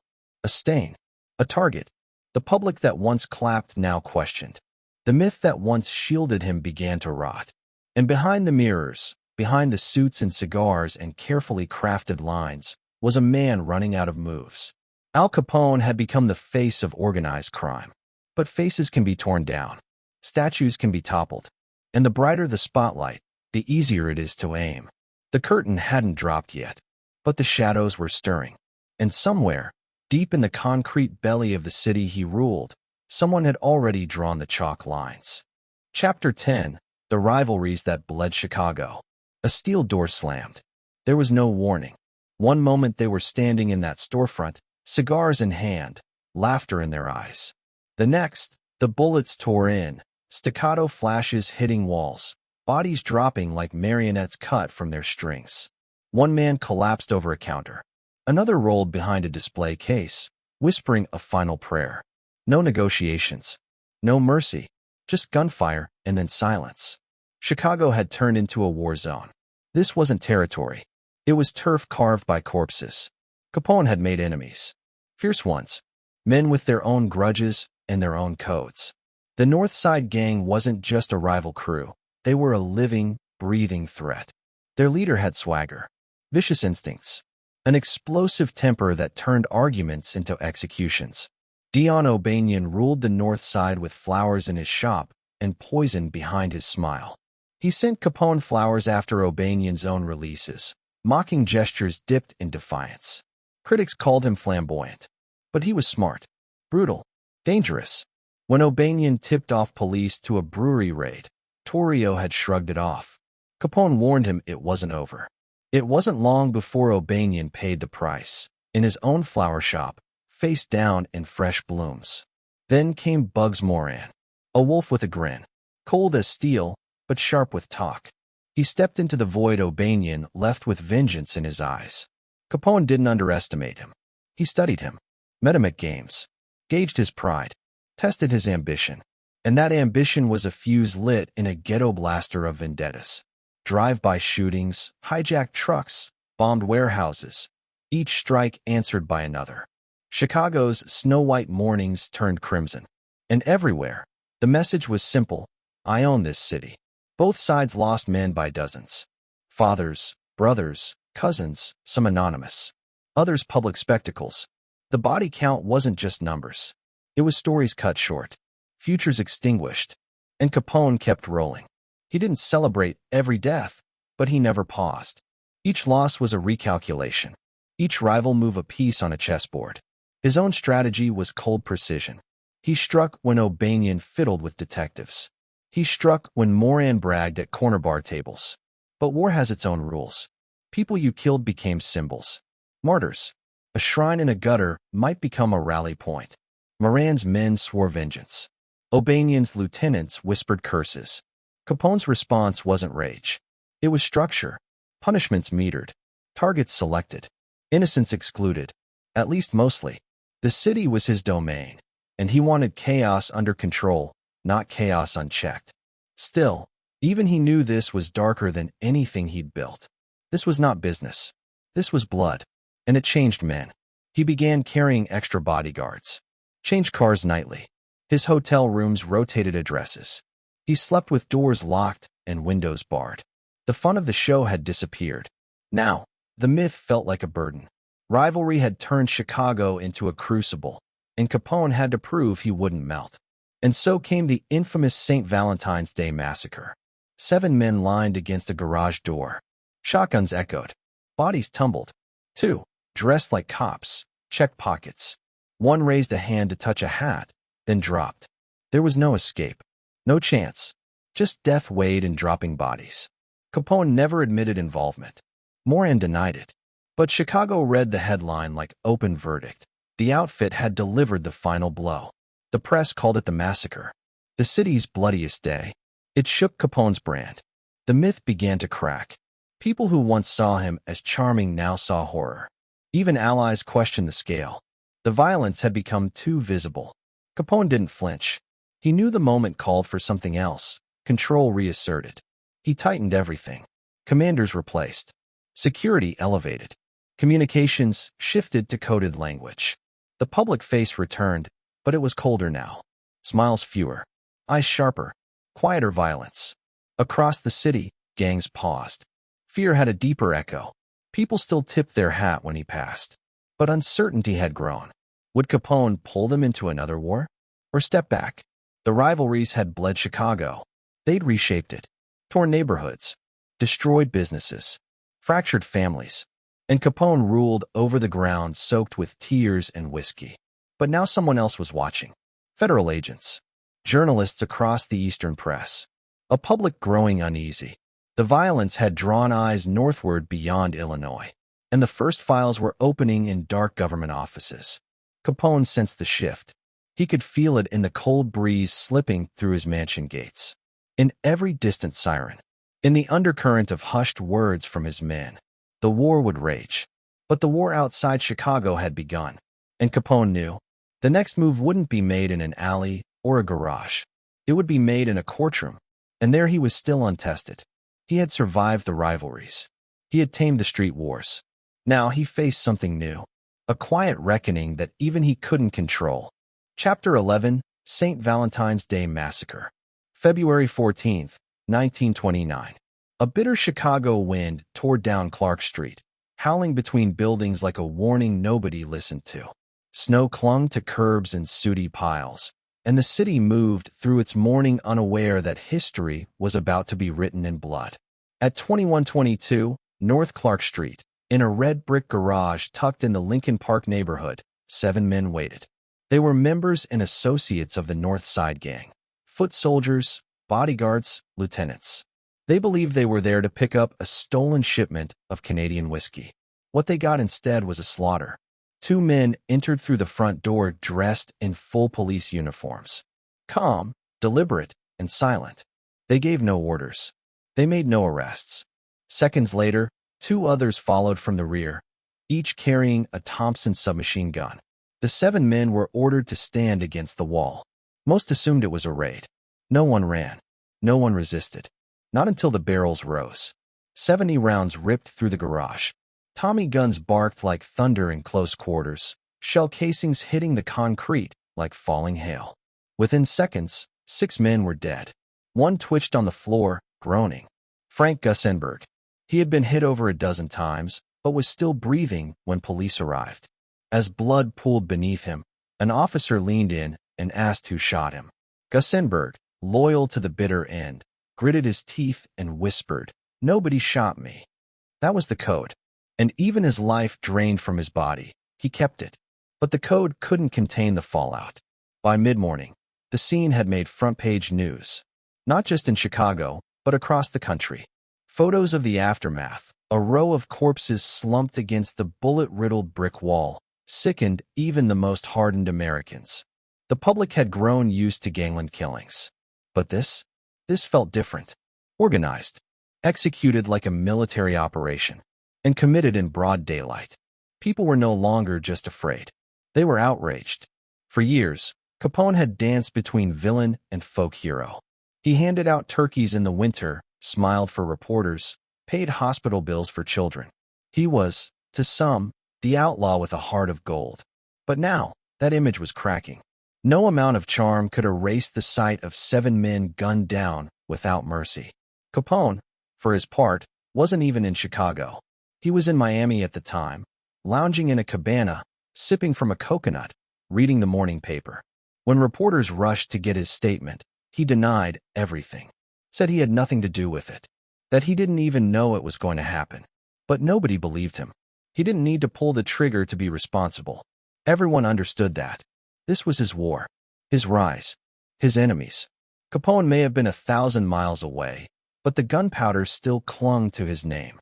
Bugs Moran, who had been the target of the hit, escaped by pure luck. He'd seen the phony cops and sensed something was wrong. Turned back before walking into the ambush. When asked about the attack, he said only one man could have pulled it off. Only Capone kills like that, he muttered. Whether that was true or not didn't matter. The legend stuck. The St. Valentine's Day Massacre marked a turning point. Not just in the underworld, but in public perception. Until now, Capone had been insulated by corruption, by fear, by his ability to outspend and outmaneuver the law. But now, people were calling for blood. For justice. For an end to the reign of organized crime that had turned their city into a shooting gallery. Politicians who once shook Capone's hand began denouncing him. Police who had looked the other way now whispered about investigations. Federal agents, once slow to act, began opening files, tracking assets, watching every move. Capone had crossed a line, and he knew it. He returned to Chicago under a storm of flashing cameras and hostile questions. Gone was the celebrity sheen. What remained was a man on the defensive. He held press conferences, denied involvement, claimed he was being framed by jealous rivals, that it was Moran's enemies who orchestrated the hit. But behind closed doors, Capone tightened his circle, watched his back, slept with one eye open. The massacre had done more than eliminate enemies. It had exposed him. For Capone, violence had always been a tool, a way to enforce order, to settle disputes, to clear paths. But this level of carnage had unsettled even the underworld. Other mob bosses worried the attention would bring heat on everyone. Whispers of distrust floated through the outfit. Allies turned silent. Some began talking to the law. The garage on Clark Street had been meant to send a message. Instead, it sent a warning to Capone himself. And beneath the surface, something else was brewing. Not vengeance, not gangland politics, but something quieter, colder, and far more dangerous: tax audits. Capone didn't know it yet, but the walls were closing in. And this time, it wouldn't be bullets or bombs. It would be numbers, ledgers, paper trails. The massacre had painted a target so large, even the government could no longer ignore it. Washington wanted action. The country wanted accountability. And Capone, who once ruled Chicago like a king, was about to find out what it meant to be hunted, not by rivals, but by the system he thought he'd outsmarted. The blood had dried. The bodies were buried. But the echo of those gunshots would haunt his legacy forever. And somewhere, in a quiet office stacked with files and figures, the government was already plotting its revenge, not with guns, but with ink. Chapter 12, Behind the Smiles. He was always smiling. That wide, boyish grin. That tilt of the fedora. A laugh that rolled through speakeasies like a signal that all was well. Al Capone, the man who made murder look like business and turned crime into theater.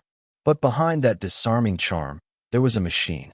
Cold, calculated, relentless. And it wasn't powered by Capone alone. He was the face, the myth, the lightning rod. But every empire needs architects, enforcers, accountants, ghosts who moved in silence while the king soaked up the spotlight. These men were not household names, but they were the veins through which Capone's empire pulsed. Without them, he would have been nothing more than a flashy hood with a gun. Frank Nitti was the first piece in that puzzle. Soft-spoken, meticulous.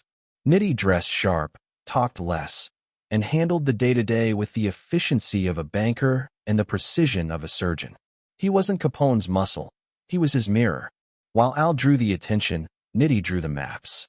He coordinated routes for illegal booze shipments, negotiated deals with rival outfits, and kept a cold ledger of who owed what and when. Some called him the enforcer, but violence wasn't his style, unless absolutely necessary.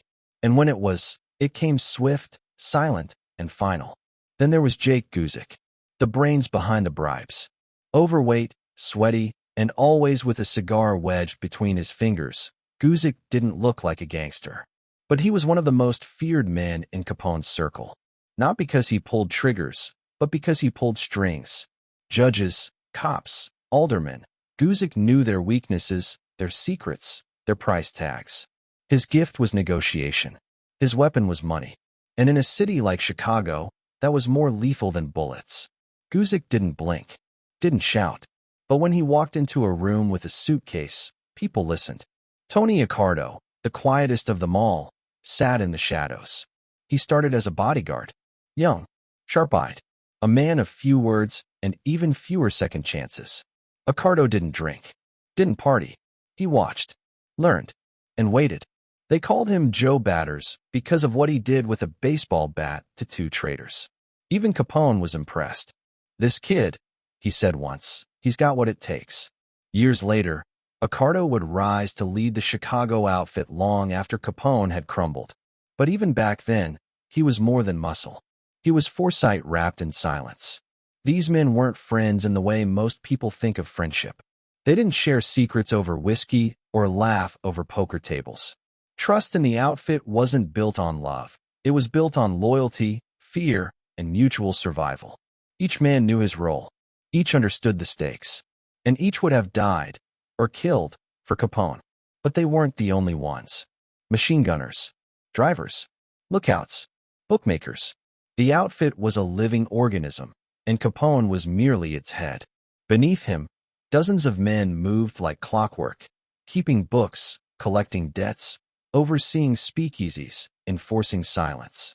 If someone skimmed, they disappeared. If someone talked, they were buried. No warnings. No apologies. The smiles were a mask. The blood was real. Capone understood delegation. He didn't try to control every moving part. He empowered the right men, gave them autonomy, respect, and just enough fear to keep them loyal. He knew the ones who needed praise, the ones who needed power, and the ones who just needed money. His genius wasn't just in violence. It was in reading people, manipulating them, building loyalty that held, even as bullets flew. It was said that in the outfit, nothing moved unless Capone approved it.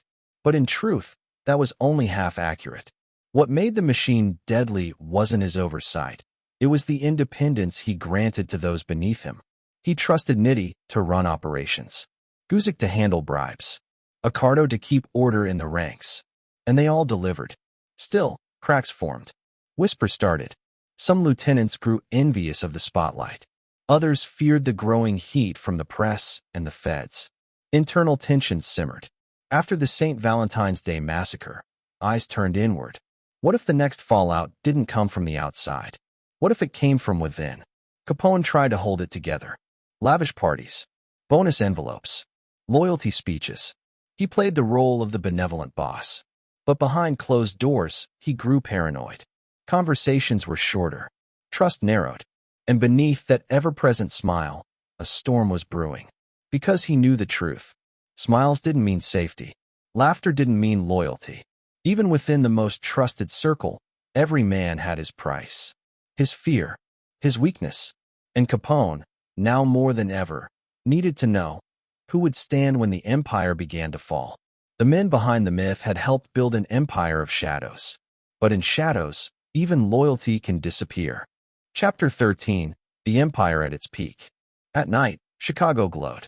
From the steel bones of downtown to the neon-flooded alleys of Cicero, the city pulsed like a living thing, driven by music, liquor, smoke, and fear. And at the center of it all sat one man, perfectly dressed, cigar in hand, smiling like he owned the world. Because he did. By the late 1920s, Al Capone wasn't just a crime boss. He was an empire in motion, a ruler in everything but name. His criminal organization was pulling in over $100 million a year, more than most legitimate corporations of the era. Bootlegging was the engine, fueling more than $60 million alone. But Capone's income didn't stop there.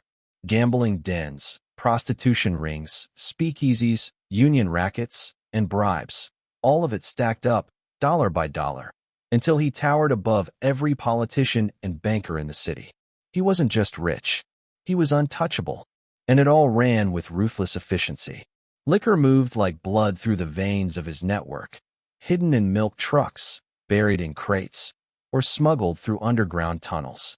From the docks to the saloons, every drop was controlled by Capone's men. They weren't just thugs. They were logisticians, drivers, enforcers, and accountants. Each shipment tracked, each speakeasy taxed. Every ounce of alcohol, every spin of the roulette wheel, every whispered deal in a smoky backroom. Capone got his cut. But Capone's true genius wasn't just in bootlegging. It was in influence. He infiltrated unions, took control of the teamsters, the dock workers, and even the bartenders. He could shut down entire industries overnight if someone crossed him. When elections came around, politicians quietly came to him, asking for help moving voters. And Capone delivered, sometimes with bribes, other times with threats. Judges were on his payroll. Aldermen owed him favors. Police captains took envelopes in quiet alleyways and returned to their desks with blind eyes. The line between the criminal world and the official one blurred until it disappeared altogether. Capone owned casinos that sparkled like dreams. Speakeasies where jazz legends played for packed crowds, the liquor flowing like water, the air thick with smoke and cash. He ran brothels dressed up as hotels and fronts that moved money faster than any bank. Celebrities came to shake his hand. Boxers posed for photos. Reporters trailed him like shadows. Some feared him. Some adored him. All needed him. And Capone? He basked in it. He wasn't hiding in the shadows. He was out in the open, sitting courtside at ball games, tossing coins to newsboys, handing out turkeys to poor families on Thanksgiving. The press couldn't get enough. They dubbed him a modern Robin Hood, a rough-edged gentleman of the people.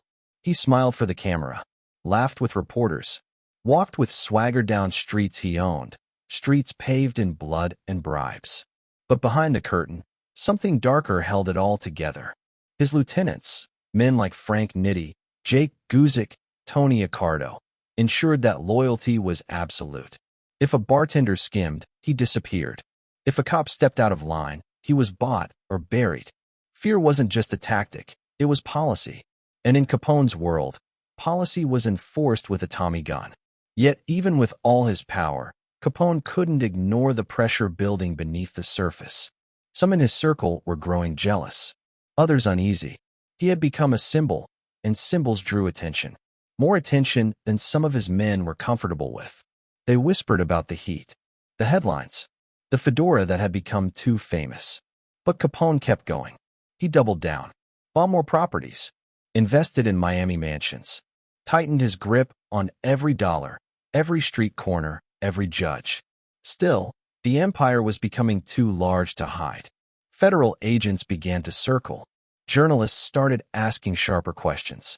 And for the first time, even the public, once so enchanted by the myth, began to feel the chill behind Capone's smile.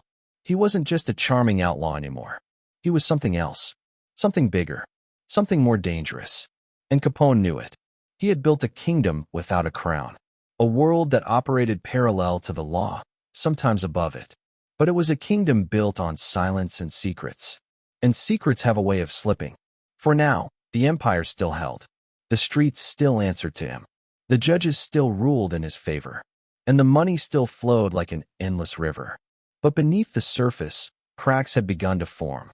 The numbers were too big, the spotlight too bright, and the enemies too quiet.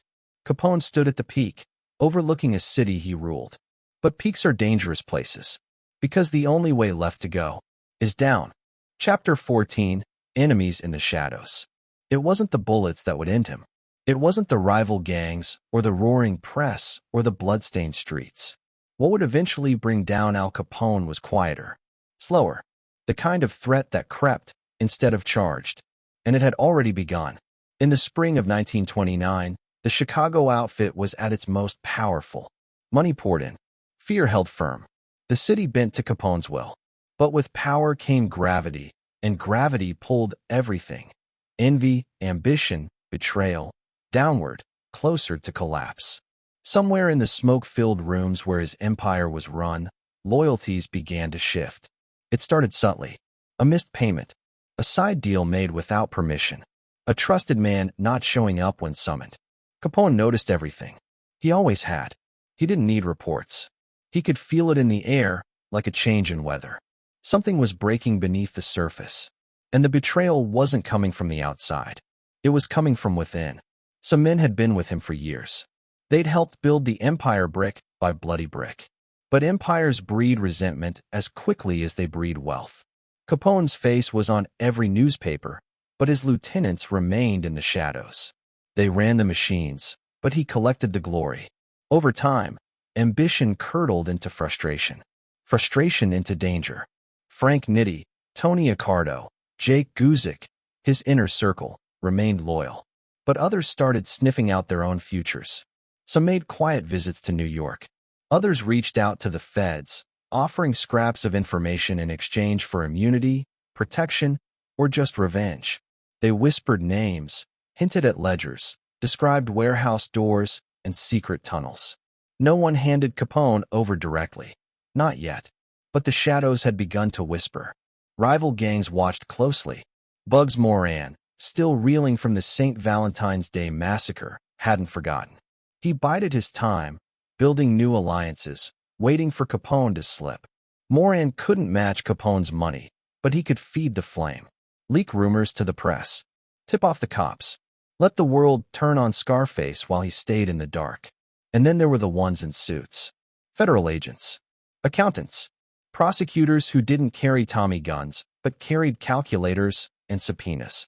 They weren't interested in the bloodshed. Not at first. They wanted the money. They wanted the paper trail. While Capone ruled the streets, they quietly collected receipts. A growing unit inside the Treasury Department had started connecting dots. Tiny pieces of the puzzle.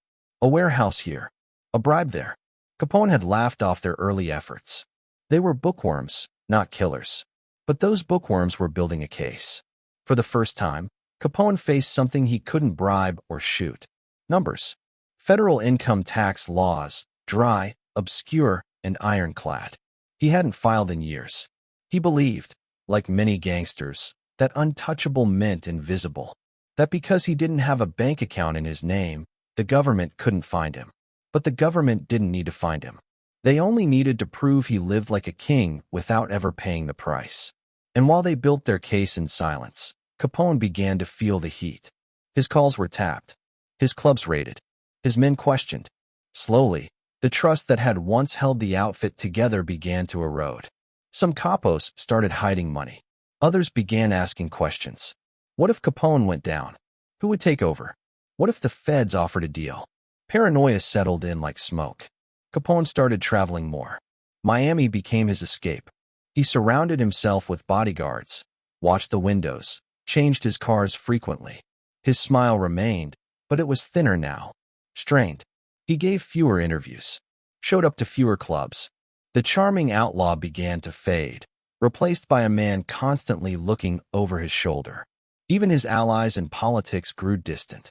The same judges and aldermen who once took his money now returned his calls less often.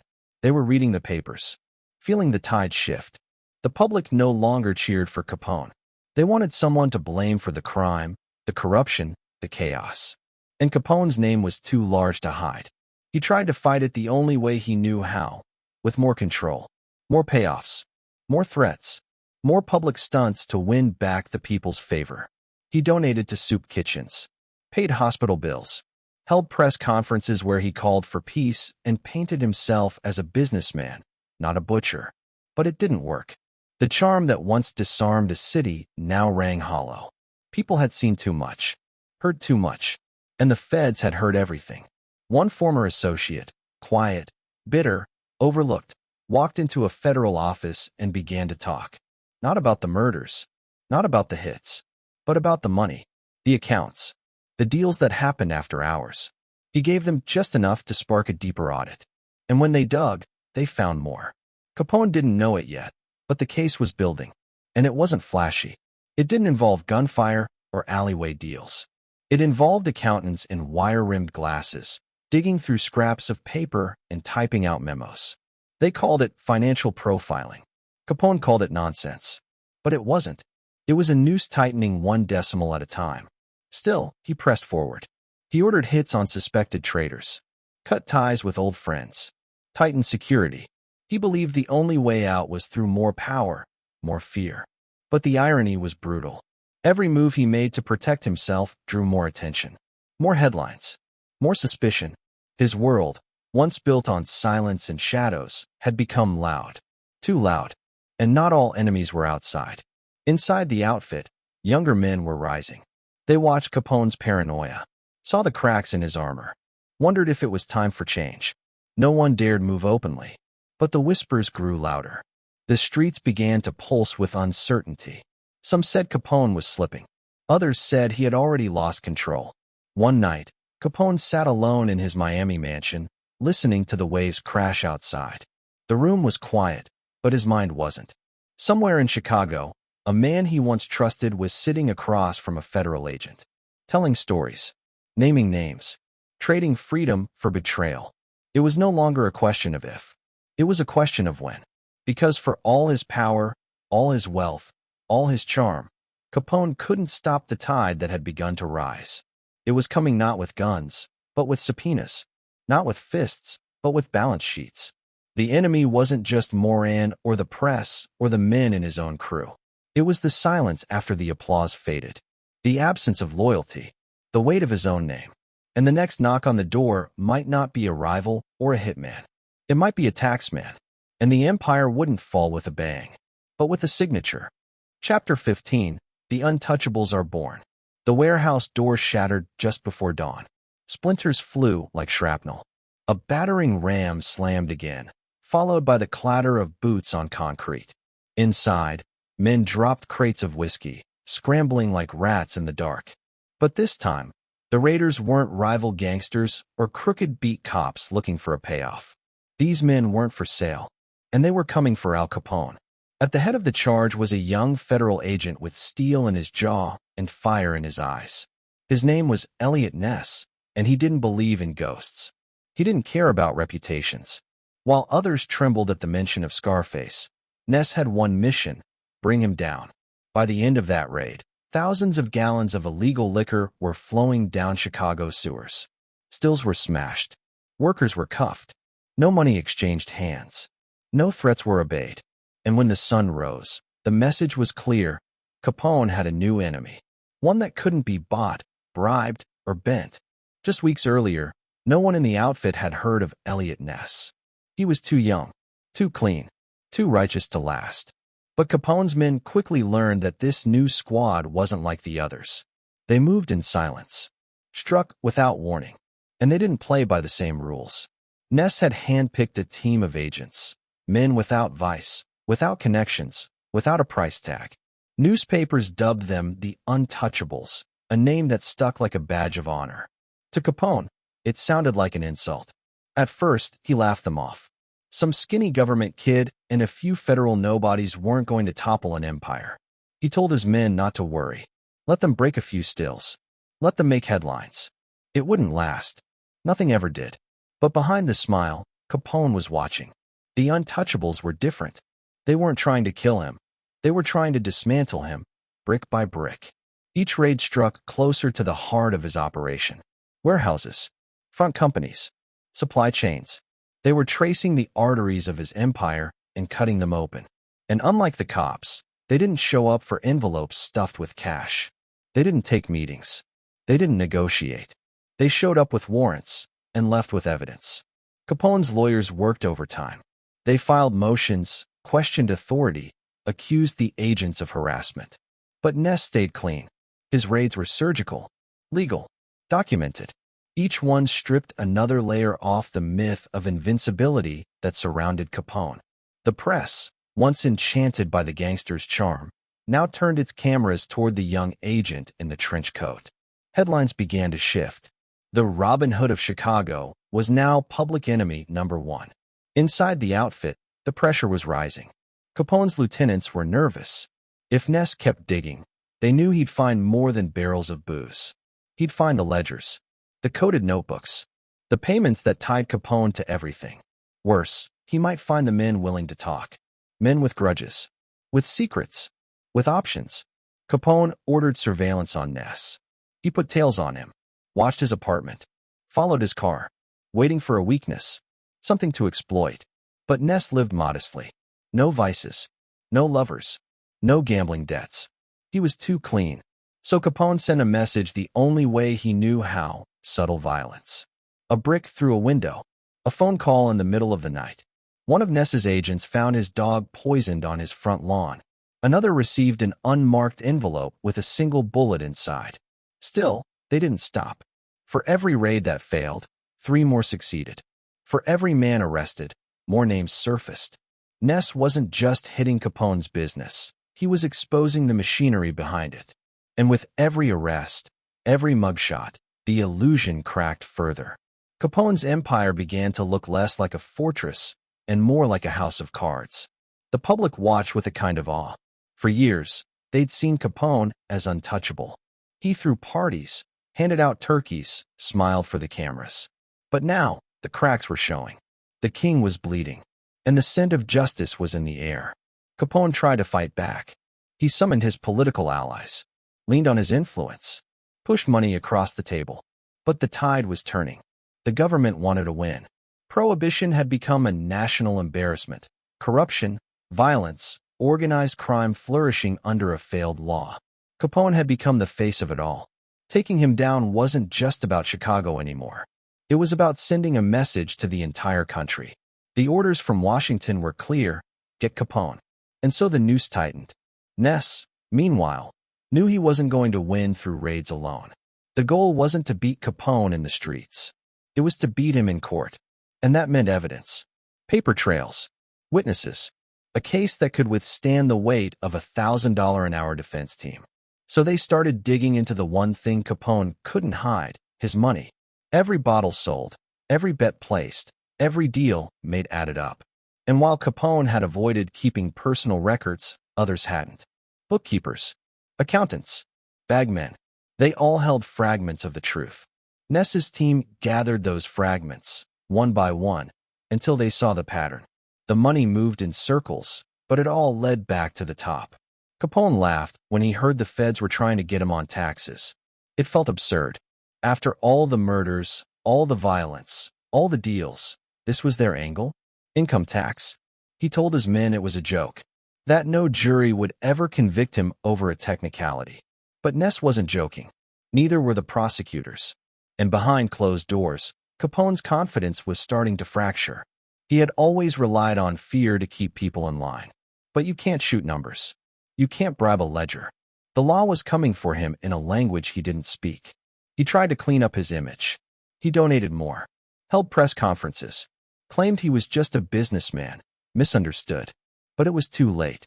Ness had become a symbol of law, of order, of something pure in a city drowning in corruption. And Capone had become the opposite. A man who had climbed too high, stood too tall, and now couldn't see the ground crumbling beneath him. In public, Capone still smiled, still wore his tailored suits and diamond pinky rings. But in private, he paced, shouted, questioned his men, wondered who was talking, who had flipped. He wasn't sleeping. He wasn't winning. He was waiting for the knock at the door he could no longer control. And then it came, not with sirens, not with shootouts, but with papers, charges, a date in court. The man who ruled Chicago with blood and fear was finally facing something he couldn't intimidate: the law. But in a city where the rules had always bent to money and violence, one question still lingered in the shadows. Would justice hold? Or would Capone, once again, slip through the cracks? That answer was coming, and it would change everything. Chapter 16, The Press Turns Cold. The headlines used to adore him: Chicago's Robin Hood, the Dapper Don, Gentleman Gangster. For years, the press had played its part in painting Al Capone as larger than life. A criminal, yes, but a charismatic one. A man who wore silk suits and flashed gold watches, who cracked jokes with reporters, who smiled as wide as the streets were soaked in blood. But the ink was starting to run dry. One Sunday morning in 1930, a paperboy delivered a bundle to a downtown church. On the front page was Capone's face, but not the smiling one. This time, it was darker, harder. The story beneath didn't celebrate him. It questioned him. It listed the names of the dead, the body count, the unsolved shootings. It quoted priests who spoke of sin, decay, and corruption. And it ended with a simple line: "This man cannot be our hero." That line echoed like a warning bell. The press had been complicit, in part. Capone gave them access, and in return, they gave him myth. But the romance was dying. There were too many funerals now, too many grieving families, too many frightened business owners, too many neighborhoods swallowed whole by fear. Even the ink couldn't hide it anymore. It wasn't a turning point. It was a slow erosion. It started with whispers in editorial rooms. Then came exposés. Investigative reporters began digging, not into the man in the spotlight, but into the cracks beneath him. They looked at the booze, the gambling, the backroom deals. They talked to the broken, the forgotten, the survivors. And what they found wasn't a legend, it was rot. Church leaders joined in. On pulpits across the city, priests denounced Capone by name. They spoke of evil walking in daylight, of a city bought with blood. They called on their congregations not to stay silent, not to feed the myth, not to cheer for the man who brought fear into their neighborhoods with a smile on his lips and a pistol under his jacket. Capone heard it all. He had always used the media. He understood optics before the word even existed. He fed stories to friendly reporters. He made sure photographers got the right angles. He sent turkeys to poor families on Thanksgiving, knowing the photos would land on the front page. He played the role, the benevolent outlaw, the misunderstood boss. But now, the script was being rewritten without him. Reporters who once shook his hand now wrote columns calling for his arrest. Editorials questioned the mayor's silence. Headlines once reserved for sensational shootouts now detailed corruption at every level of government, and the man pulling the strings. Capone tried to fight back. He invited favored journalists to his lavish parties. He made speeches. He insisted he was a businessman, nothing more. That he gave people what they wanted, a drink, a game, a good time. He painted himself as a scapegoat for a system that had failed. But the laughter didn't come as easily anymore. The applause faded. The charm was cracking. One paper ran a front-page story with a bold title, "The Emperor Has No Clothes." It detailed the lavish lifestyle Capone lived, the mansion in Miami, the armored cars, the diamond rings, alongside the violence he left behind. Photos of smiling children receiving Christmas gifts from Capone's charity were printed beside mugshots of his victims. The contrast was chilling. The article didn't just expose his crimes, it exposed the illusion. People began to see.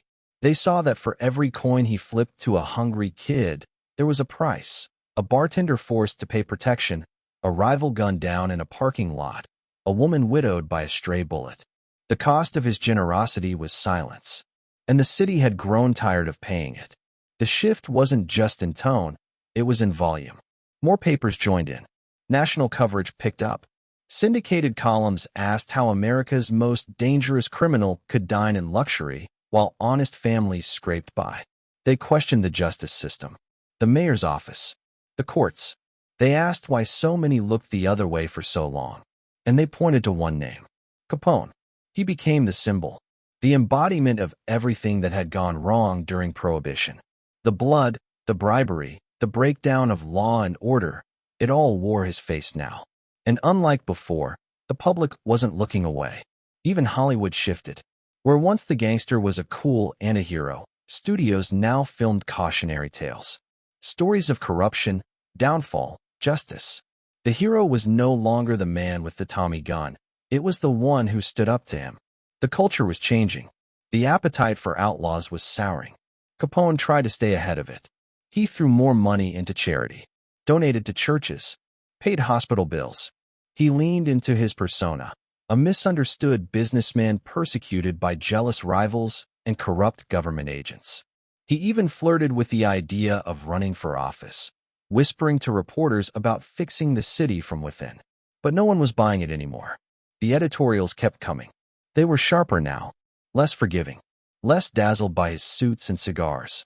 One newspaper described him as a rotting tooth in the mouth of Chicago, too long ignored, too painful to ignore any longer. Another called him a tyrant with a press agent. Behind the scenes, the pressure grew. City officials, once comfortable in Capone's pocket, began to sweat. The press had teeth now. They were naming names, printing records, connecting dots. Judges, aldermen, police chiefs, all tied to the outfit in one way or another. And suddenly, being close to Capone didn't feel like power. It felt like exposure.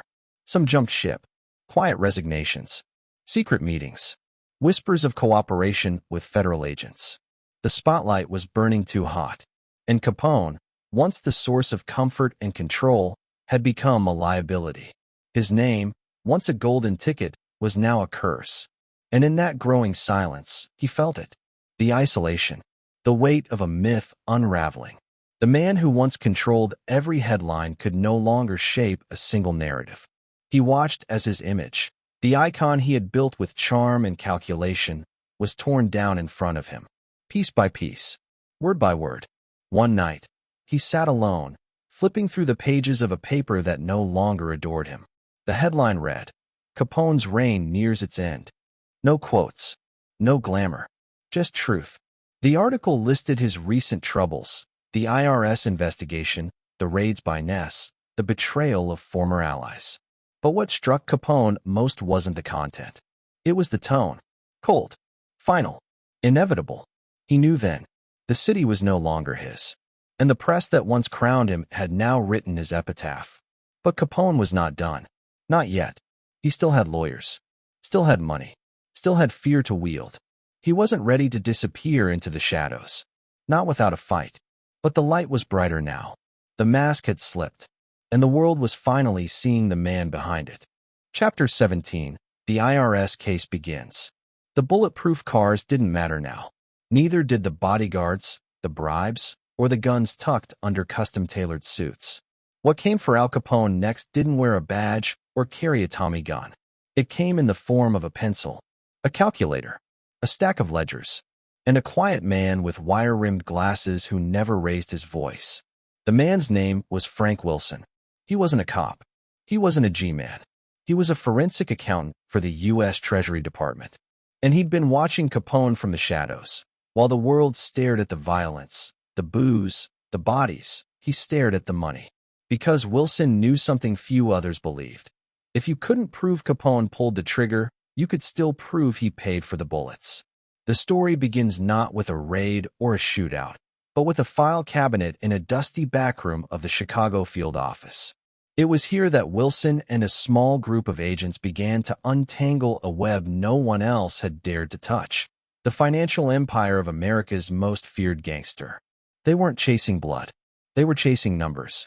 And the irony was bitter. After all the killings, all the crime, it would be tax evasion that might finally bring Scarface down. It was laughable at first. Capone himself scoffed when word reached him. Tax evasion? He was a bootlegger, a racketeer, a man with entire police precincts in his pocket. The idea that some government bean counters could do what bullets hadn't? It felt like a joke. But Frank Wilson wasn't laughing. He pored over records no one had thought to examine. Bank slips, hotel ledgers, club payrolls, testimonies from bar owners, dancers, dealers. He wasn't looking for guilt. He was looking for spending. Because the law was clear. If a man lives like a king, he must be paying taxes like one. And Capone wasn't paying at all. The key was in the silence. Capone had no bank account, no recorded salary. On paper, he was unemployed. And yet, he wore $1,000 suits, lived in a Miami mansion, and handed out wads of cash like candy on Christmas. Wilson knew. If he could prove income, he could prove tax fraud. But proving income for a man who operated entirely in shadows required more than arithmetic. It required building a case like a mosaic, small pieces layered carefully, until the image became undeniable. Wilson and his team followed every dollar. They tracked the bartender who was paid in rolled bills with Capone's initials scrawled on the envelope. They traced the nightclub manager who recalled weekly drop-offs from Capone's enforcers. They found bar tabs paid in $100 notes, signed, unintentionally, by a trail of witnesses. It was tedious, grueling, and at times impossibly slow.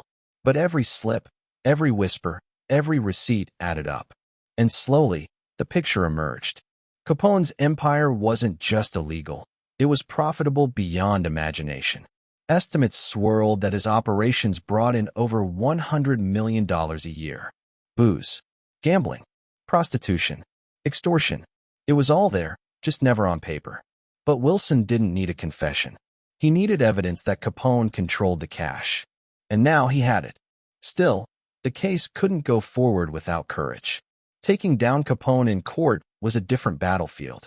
Judges could be bought. Witnesses could disappear. Jurors could be intimidated. But the Treasury had one thing Capone didn't time. And they used it well.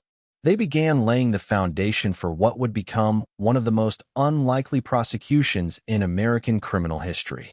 Wilson's findings were sent to Washington. At first, even the higher-ups were skeptical.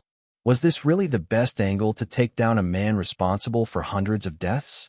But as the numbers came together, so did the strategy. Murder charges could fall apart in courtrooms. Witnesses could recant. But taxes? The math didn't lie. By 1931, the Treasury was ready. A grand jury convened in secret.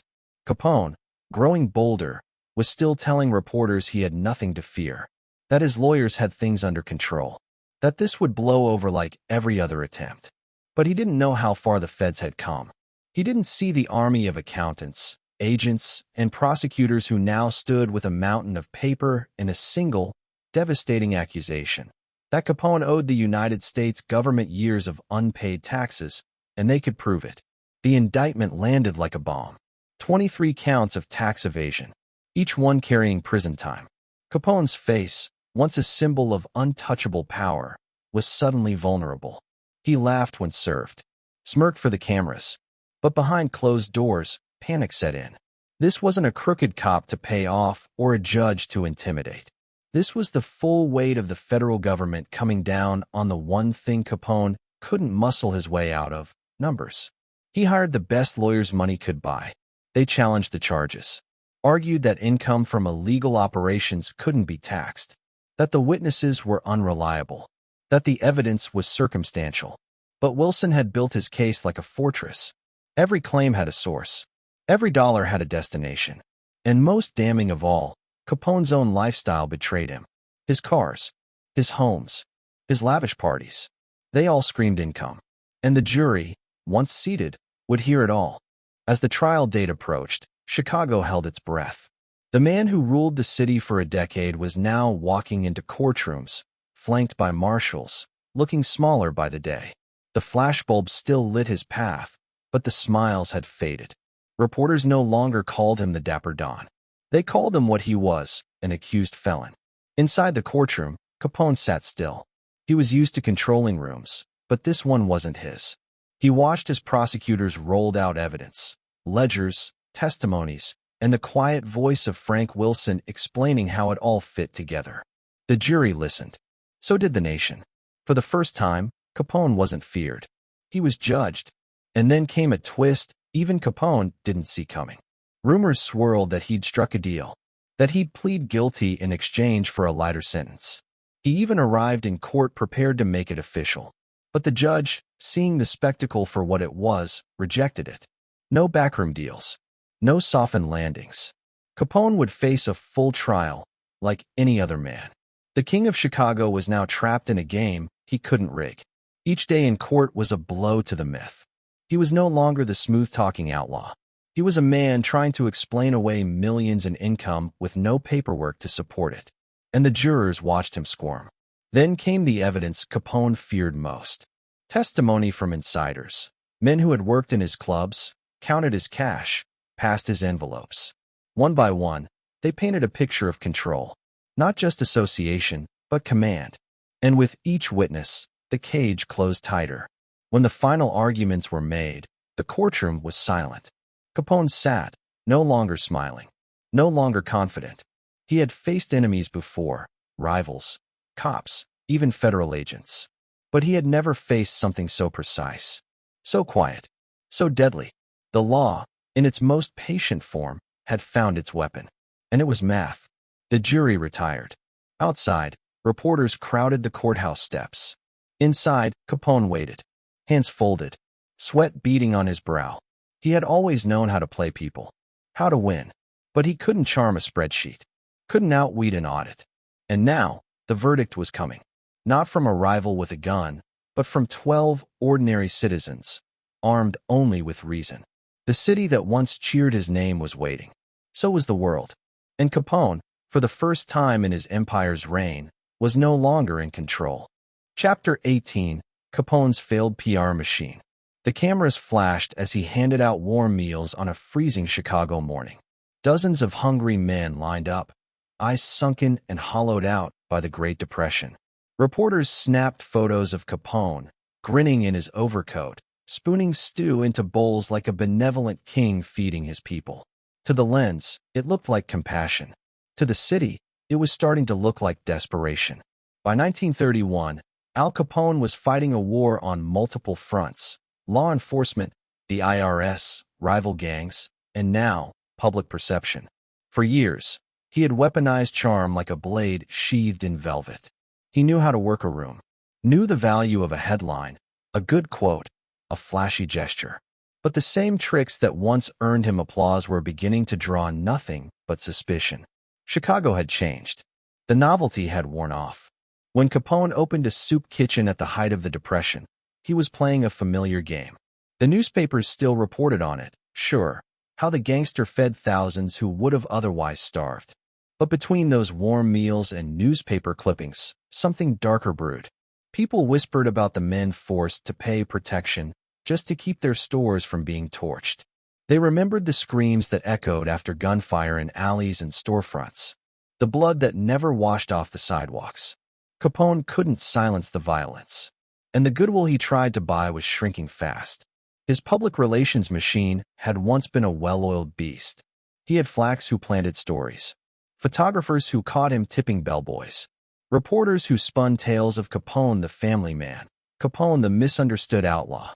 He paid hospital bills for children he never met, donated to churches with stained glass windows bloodied by his own men's bullets. But by now, the city had grown tired of the theater. The bodies kept piling up. Even as he smiled for the cameras, his hitmen were busy elsewhere, silencing witnesses, eliminating rivals, leaving fresh corpses with every attempt to keep his empire intact. The public saw through it. You can only wear a halo for so long before the horns begin to show. Behind closed doors, his inner circle grew worried. They told him the image was cracking, that people weren't buying it anymore. But Capone, ever the showman, refused to believe it. He doubled down. More donations, more appearances, more handshakes in front of flashbulbs. He believed the public still loved him, that he could outsmile the storm closing in. But even the press had started to sour. Where once journalists referred to him with playful nicknames, Big Al, the Gentle Don, they now used sharper words: racketeer, tyrant, murderer. The papers had turned from fanfare to facts, and the facts painted a man whose kindness was a cover, whose charity came with blood-stained strings. Even his soup kitchen, once his crown jewel of public virtue, became a symbol of contradiction. One reporter put it plainly: a man cannot claim to save the hungry while he murders the man who owns the bakery. The sentence landed like a hammer. That quote was printed, shared, repeated, whispered in pool halls and shouted in church pulpits. It wasn't just a jab at Capone's reputation. It was a death knell for the myth he had spent a decade building. And then came the pastors. City churches began speaking out more boldly. Sermons no longer danced around euphemisms. Priests named names. They called out Capone's violence, his bribes, his mockery of God's law. "What good is a meal," one minister declared, "if it's served by a man who poisons the soul of a city?" The line echoed beyond the pews. It found its way into the papers, into speeches, into public consciousness. Capone was losing control of his own story. The very tools that once made him untouchable, media manipulation, charm, charisma, were failing him. Because perception is like smoke. You can direct it for a while, shape it, even make it dance. But eventually, the wind changes. And the wind had turned bitter. He tried to adapt. His men began threatening reporters, leaning on editors. Some papers caved. Others didn't. The ones that didn't found their windows shattered. Their journalists followed home at night. But fear only fanned the flames. Now, the narrative wasn't just about crime. It was about the man trying to silence the truth. Every attempt to clean his image only made the stains stand out more. He posed with babies. The public remembered the father gunned down outside his shoe store. He hosted fundraisers. People whispered about the judge who disappeared after refusing a payoff. He smiled. The city grimaced. It wasn't just the public that turned. Politicians did too. For years, Capone had bought silence from city officials. But now, with federal eyes watching and newspapers printing exposés by the hour, those same officials began distancing themselves. One alderman, once seen clinking glasses with Capone at a boxing match, refused to take his calls. Another returned an envelope full of cash, anonymously. Capone began to feel it. The ice beneath him thinning. The warmth once felt in every corner of Chicago turning cold. Even among his own men, cracks formed. Some questioned his obsession with public image. Said it made him soft. Said it made the outfit look weak. Others feared the attention.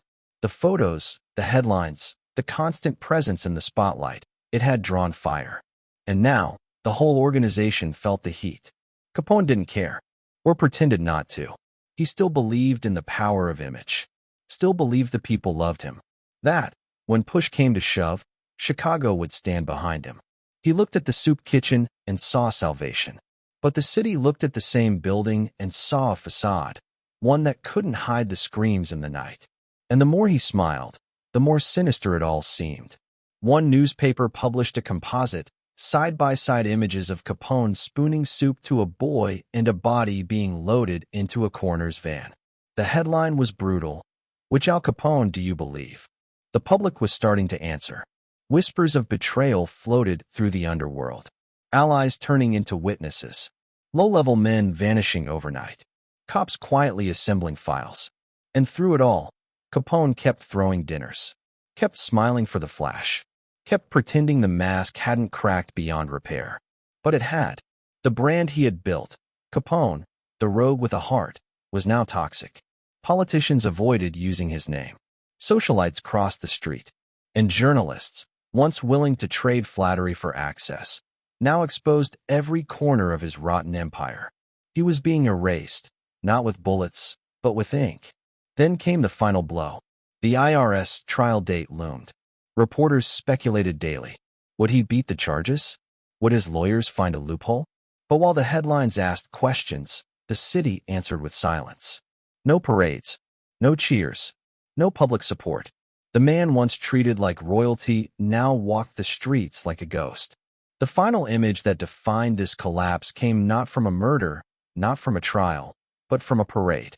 Capone tried to sponsor one. A small event in a neighborhood where he still held sway.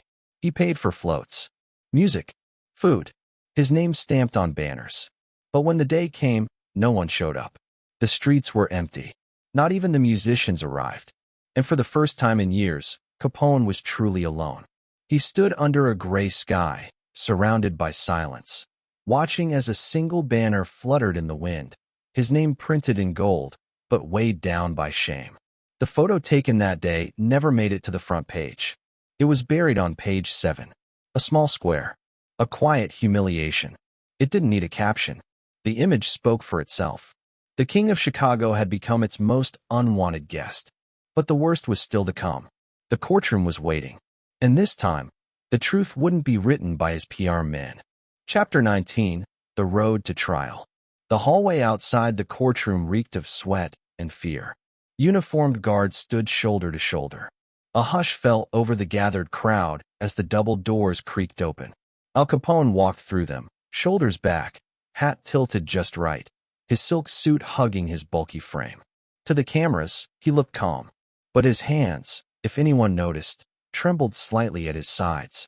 It wasn't the fear of prison that rattled him most. It was the loss of control.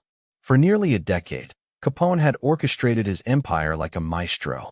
Judges were paid. Witnesses vanished. Cops looked the other way. The very idea of accountability had always been a joke. He'd beaten murder raps, liquor charges, and even dodged direct links to the infamous St. Valentine's Day massacre.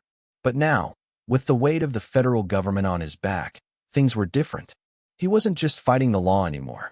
He was fighting the system itself, and cracks were showing in every direction. It started with indictments. Plural. First came the Prohibition violations. Thousands of gallons of illegal liquor moved across state lines, served in smoky backrooms and marble-floored speakeasies. But that charge felt weak. He'd survived worse. Then came the bigger blow. Income tax evasion. Dry, unsexy, technical, but lethal. Because this time, the evidence wasn't hearsay or whispered testimony.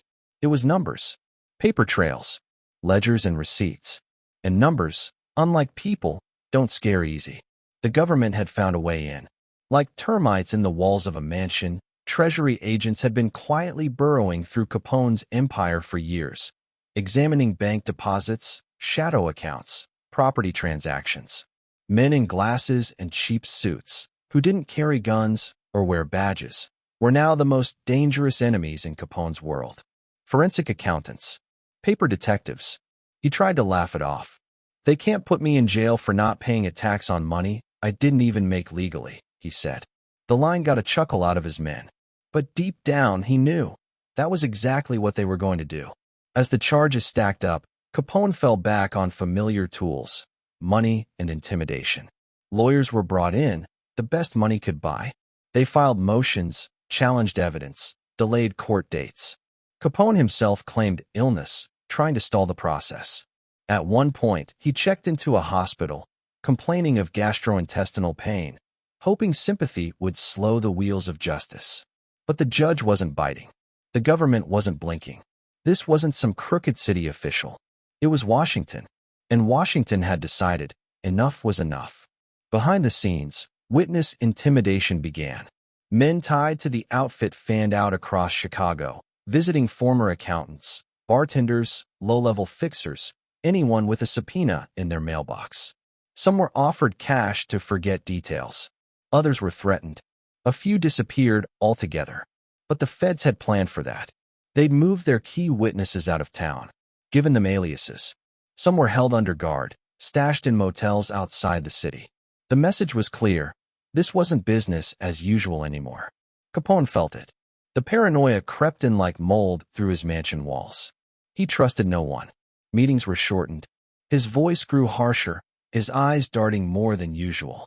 His lawyers urged him to stay calm. But how do you calm a man who's built his life on invincibility, only to watch the walls finally close in?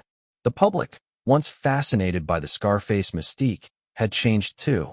Gone were the puff pieces and smiling photographs. Now, newspapers ran exposés, detailing how the IRS had uncovered income hidden behind shell companies, fake names, and laundered cash. Headlines spoke of a different kind of violence, the quiet theft of millions in unpaid taxes. It wasn't as cinematic as a shootout, but it hit home. Everyone paid taxes. And now, the man who thought he didn't have to was facing judgment. In early 1931, a grand jury indicted Capone on 23 counts of tax evasion. Each count carried a potential prison sentence. Behind closed doors, his legal team scrambled to cut a deal. Capone was willing to plead guilty, on the condition he'd only serve 2 years in a federal facility. He wanted comfort, safety, a short vacation, not a punishment. For a moment, it looked like the deal might go through. But then the judge stepped in. Judge James H. Wilkerson reviewed the proposed plea and rejected it. He saw it for what it was, a performance, a way for Capone to game the system one last time. The judge knew that if this man didn't face real consequences, no one would believe in justice again. The deal was dead. Capone's smile faltered. He walked out of that courtroom that day not as a king, but as a defendant, one who now faced the full fury of a legal system long denied the chance to bring him down. His lawyers scrambled again. They filed for continuances, claimed poor health, cited the complexity of the case. But the judge held firm. Trial was set for October. In the weeks leading up to the trial, the FBI, Treasury Department, and IRS worked together like clockwork. Hundreds of documents were compiled. Witnesses were prepped. Evidence was sorted and bound into volumes. Capone had lawyers. The government had an army. And then, the most desperate move of all. Rumors swirled that Capone's men were tampering with the jury pool. Anonymous tips flooded in. Cash payments. Threats.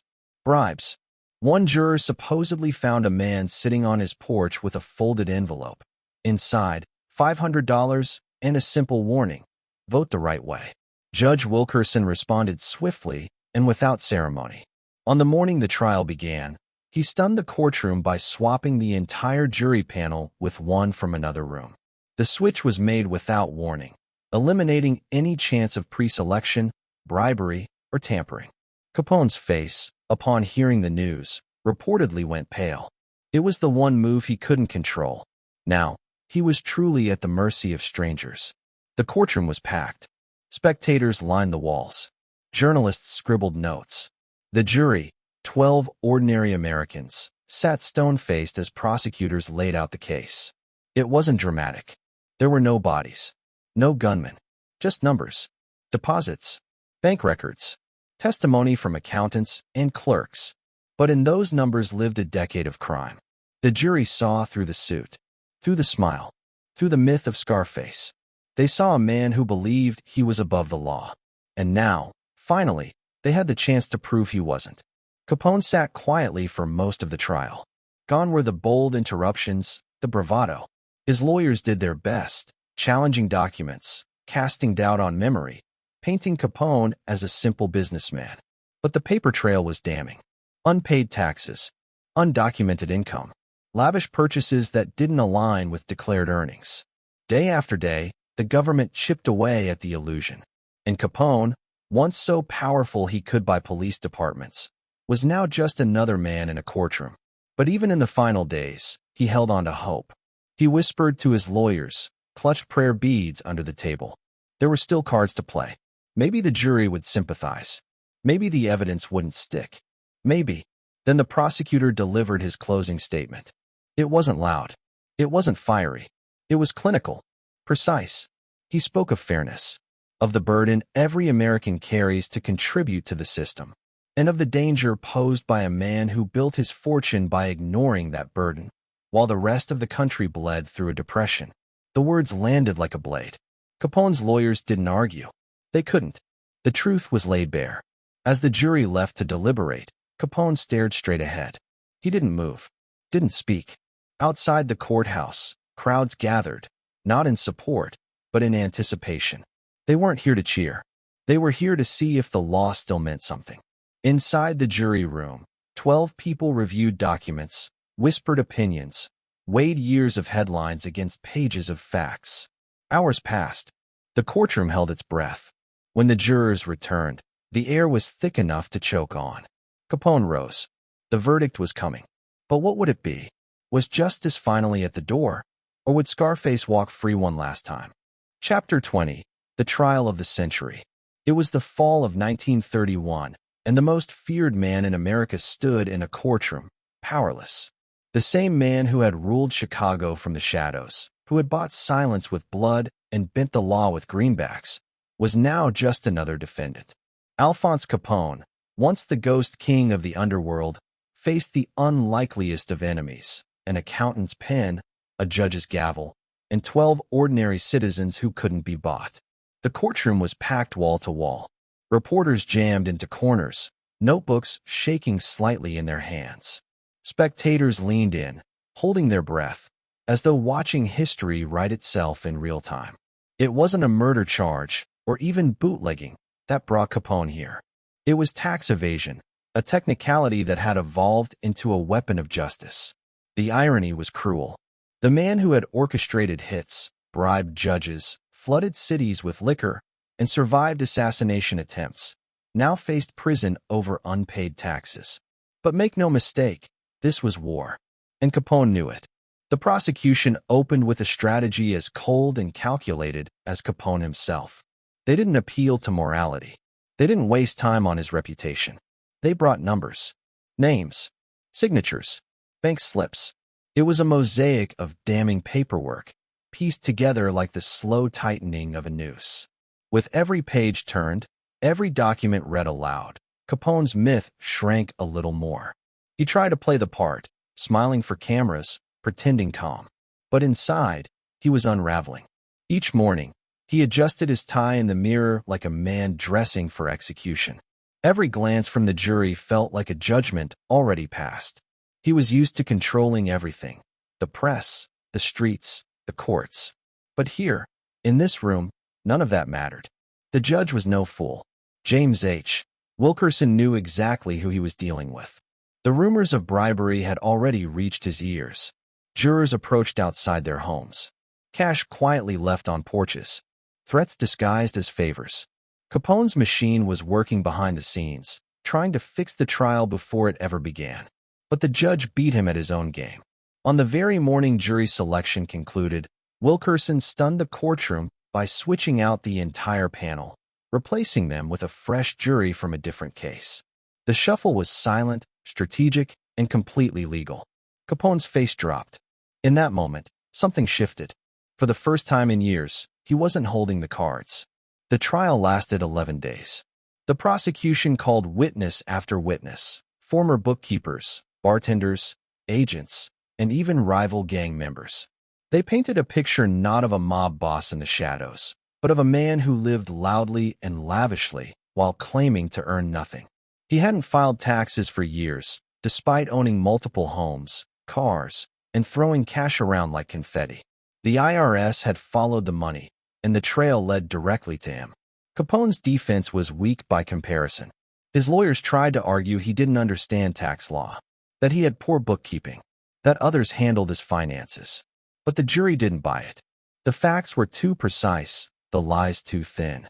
And then came the moment no one expected. In a last-ditch move, the defense called Capone himself to the stand. It was a gamble. He was charming, sure, Charisma oozed from him like cologne. But putting him under oath opened the door to questions he couldn't dodge. He smiled. He joked. He talked about his childhood, his love for family, the soup kitchens he funded during the Depression. But the prosecution wasn't playing a personality game. They were hunting inconsistencies. And they found them. Statements he made on the stand contradicted previous records. He stammered. His eyes twitched. For the first time, Scarface looked like just another man trapped by his own lies. Outside the courthouse, the city was watching. Chicago buzzed with anticipation. Radio stations gave hourly updates. Newsboys screamed headlines on street corners. Everyone wanted to know, would Capone beat the system again? Or would justice finally have its day? The answer came on October 17, 1931. The jury deliberated for less than 9 hours.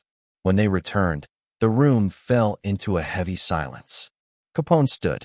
He adjusted his jacket, exhaled slowly, and waited. Guilty. The word echoed like a gunshot. Not just once, but on 5 counts of tax evasion. The other counts were dismissed, but the damage was done. Capone was sentenced to 11 years in federal prison, the harshest penalty ever delivered for tax crimes at the time.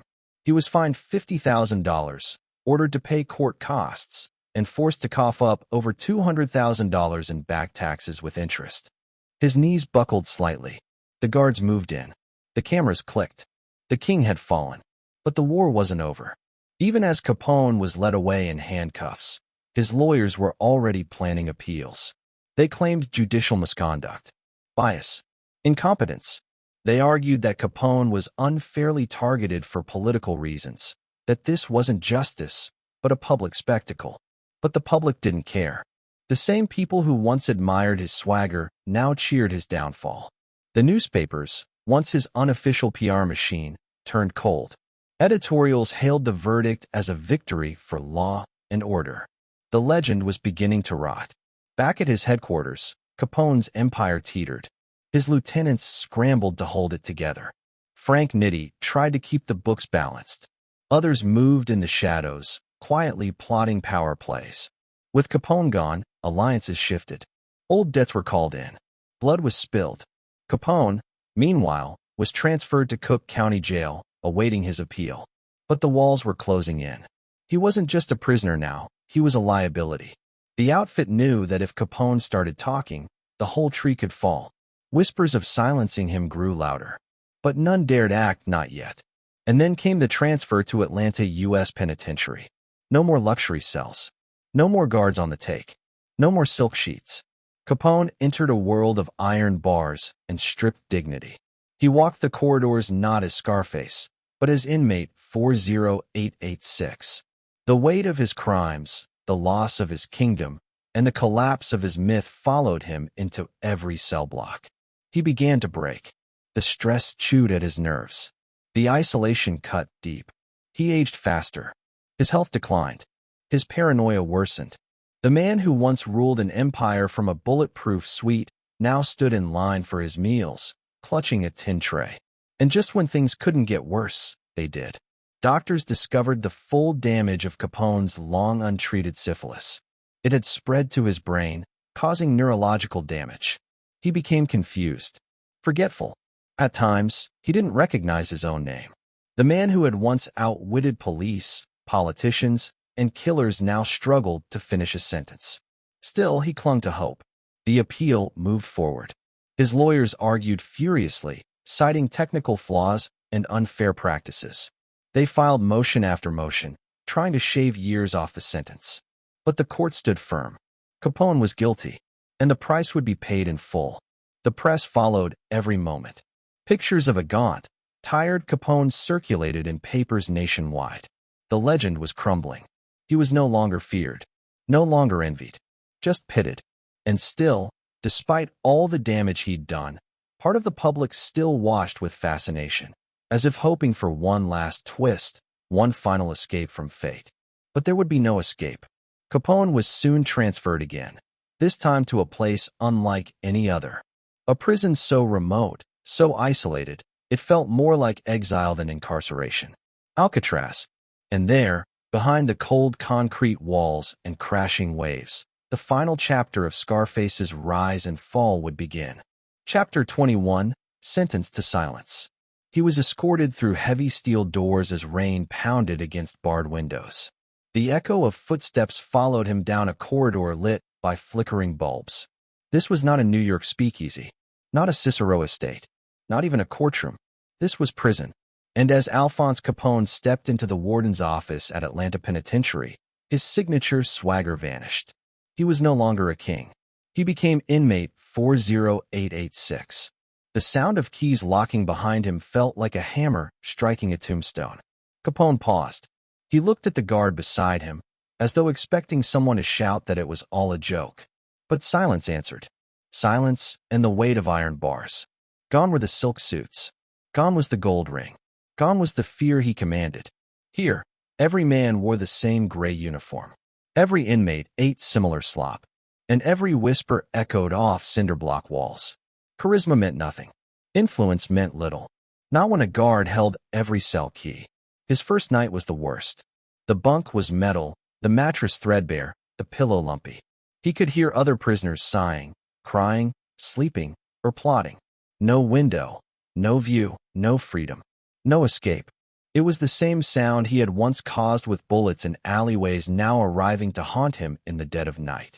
And for the first time, Al Capone felt small. In the morning, he faced the daily ritual: strip search, shower, uniform. Then roll call. Lunchtime. Work assignment. Lights out. Repeat. There were no deals. No enforcement crews. No bribes. Every action came with rules. Every step under scrutiny. Every moment under control. He expressed frustration to his lawyer later, said he'd never felt more trapped. He joked that he traded the weapon for wings and lost both. Days bled into weeks. His health, once a minor afterthought, turned critical. Capone suffered from syphilis, a disease known but ignored. In prison, the symptoms worsened. Fever, headaches, fatigue.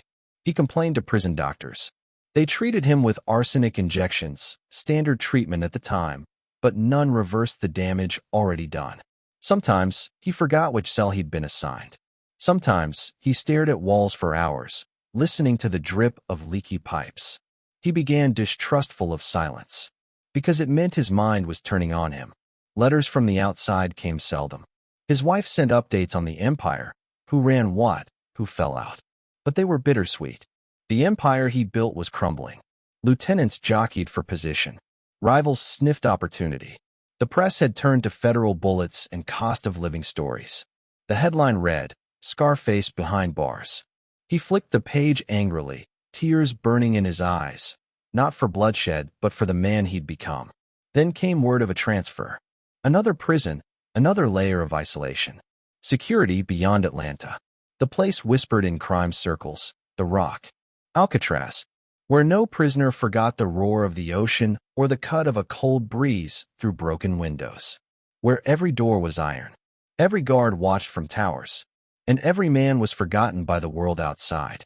On the dock, he stared at the granite walls rising from gray water. Tourists watched from boats. Reporters took photos from shore. Inmate 40886 stepped off the barge. No cuffs. No escort.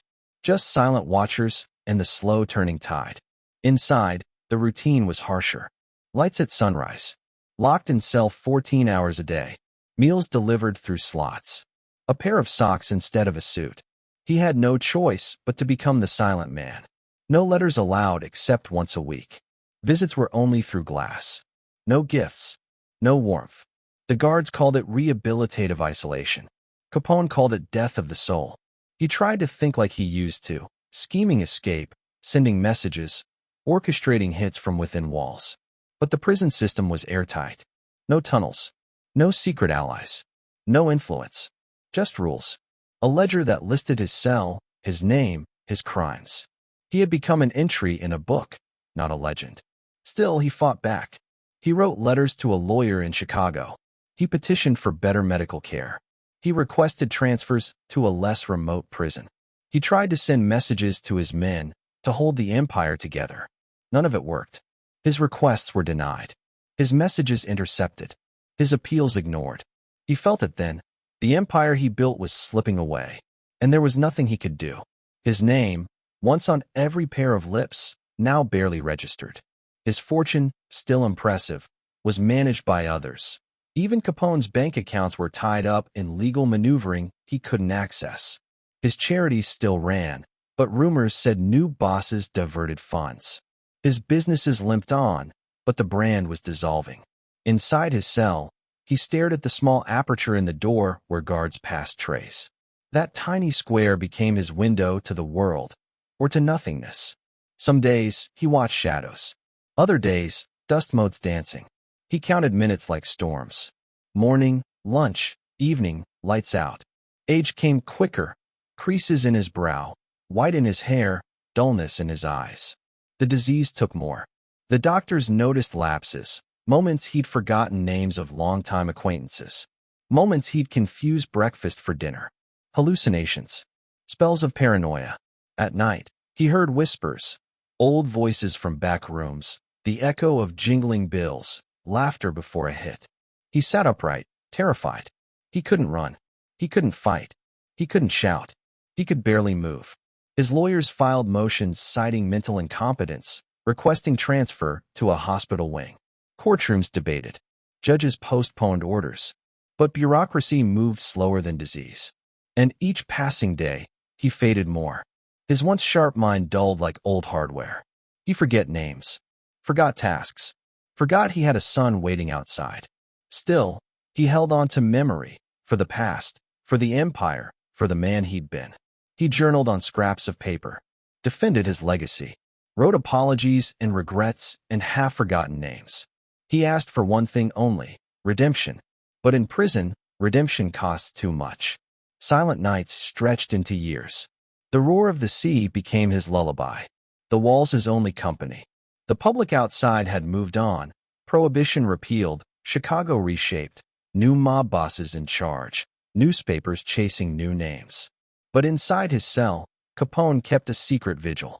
Every January 1st, he bowed his head and prayed. Not for power, not for revenge, but for peace. He waited for a knock, transfer orders, parole hearing, release, or death. He didn't know which. He just knew he had become a prisoner of his own legend. Years later, he would emerge broken. But not yet. Not until the silence consumed every corner of him.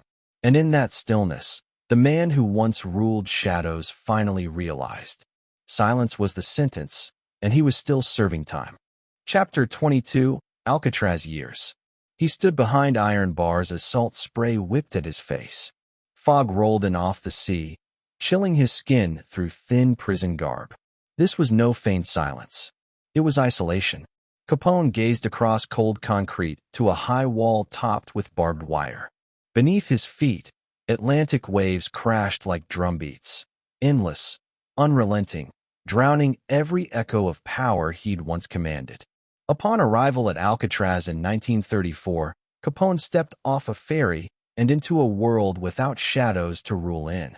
The guards measured his height, took fingerprints, assigned him inmate number 40886. No longer Al Capone, the gangster king. Now just another face among hundreds living in cells built to erase identity. His empire was hundreds of miles away and unreachable. Inmates whispered as he filed past. Some remembered his name. Most didn't. He walked slowly, his swagger gone. In the silence of his cell, the roar of his own notoriety felt like insult. A mockery. The man who once bent courts and cops to his will now stood powerless before gray walls. His cell, small, windowless, stark, felt like a coffin. A steel bunk, a toilet in the corner, and a thin blanket. He lay on that mattress the first night with his eyes wide open. Hunger clawed at him, not for food, but for control, for relevance, for memory. But the silence answered only with itself. The tide whispered nonsense. The rails clanged with late-night shuffling. Somewhere a man muttered in his sleep. Capone stared at the ceiling, tracing cracks with his gaze. The hours stretched longer than years. By day, he joined count. 8 at assigned times. Washed in communal showers. The uniform turned him gray. His prestige faded like old ink. No lawyers came. No envoys arrived. His men were distant rumors. His empire sputtered without its head. He tried to send messages out through coded letters. Snippets of gossip. Who paid off whom? Which chiefs had switched allegiance? But mail was censored. Guards intercepted notes. Authorities sharpened the metaphor. In silence, power disappears. Months into his sentence, the disease he'd long ignored worsened. Syphilis crept into his brain. His hands shook. His speech slurred. He forgot names. He repeated the same stories to cellmates. Watched them nod politely before moving away. One guard asked if he was the legendary Scarface. He touched his scarred cheek and stared at the ground. Didn't answer. Isolation wasn't just physical, it was mental. His mind, once sharp and calculating, turned disoriented. Conversations became jumbled. He misremembered routines. He forgot meals. He miscounted the day's tasks. His world began to shift. Black and white bars, numbers, schedules, noise through grates. Tiny voices echoed underfoot. He held moments of clarity, then panic seized him. Unknown faces in the mirror, unseen walls behind. The gangster myth dissolved into confusion. Doctors visited weekly. They pushed syringes through his veins, checked reflexes, tested his memory. The arsenic treatment slowed the decline but didn't stop it. His body weakened. He leaned on the cot rail when moving. A ring that once glinted in the sun lay tarnished in his pocket. The gold meant nothing here. In the yard, Capone watched as others played baseball, smoked, shared stories. He was allowed brief exercise, but always behind bars. Inmates avoided him now. The aura was gone. What remained was a legend in decline and a man who no longer inspired respect. His lawyers filed motions citing his deteriorating mental state. Courtrooms debated release due to illness. Medical reports flew between Alcatraz and Washington. But the system moved slowly. Bureaucracy stalled. Capone waited. He kept a journal. Scribbled observations on folded scraps. Newspapers he'd smuggled inside were scrawled over. Headlines crossed out. News cut into puzzles. He wrote letters to his wife, his son, pleading with them to remember him not as Scarface, but as the man who loved them. Those letters went unanswered or returned unopened. Outside, the depression eased. Prohibition was repealed. Capone's empire fractured. New bosses rose. Name after name, Moran, Nitti, Accardo, filled newspaper columns. Capone's likeness faded from the headlines.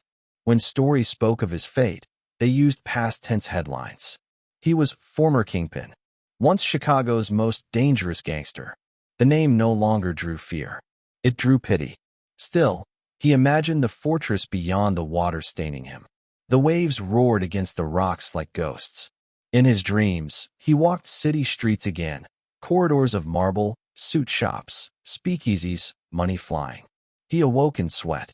The cell was real. The silence real.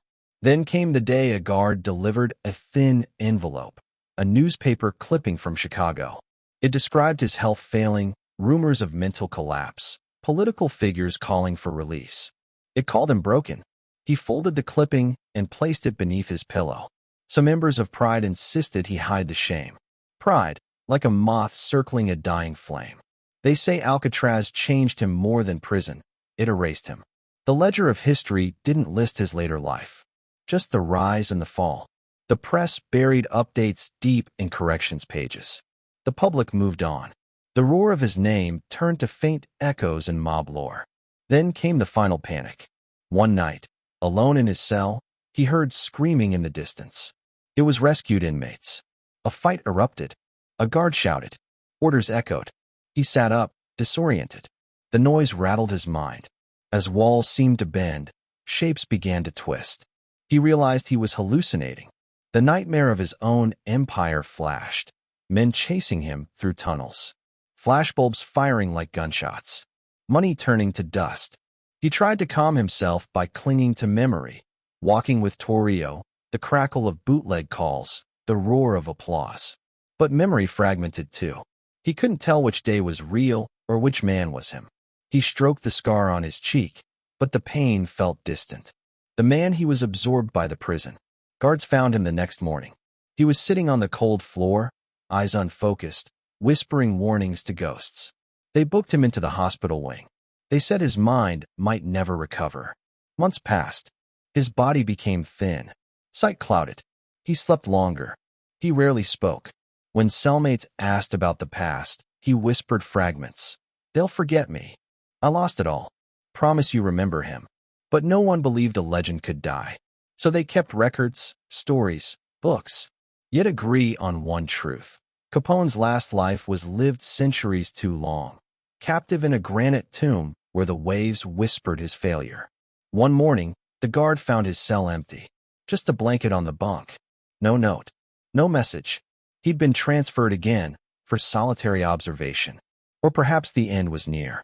In that solitude, the man who once ruled cities became a phantom, and Alcatraz watched in silence.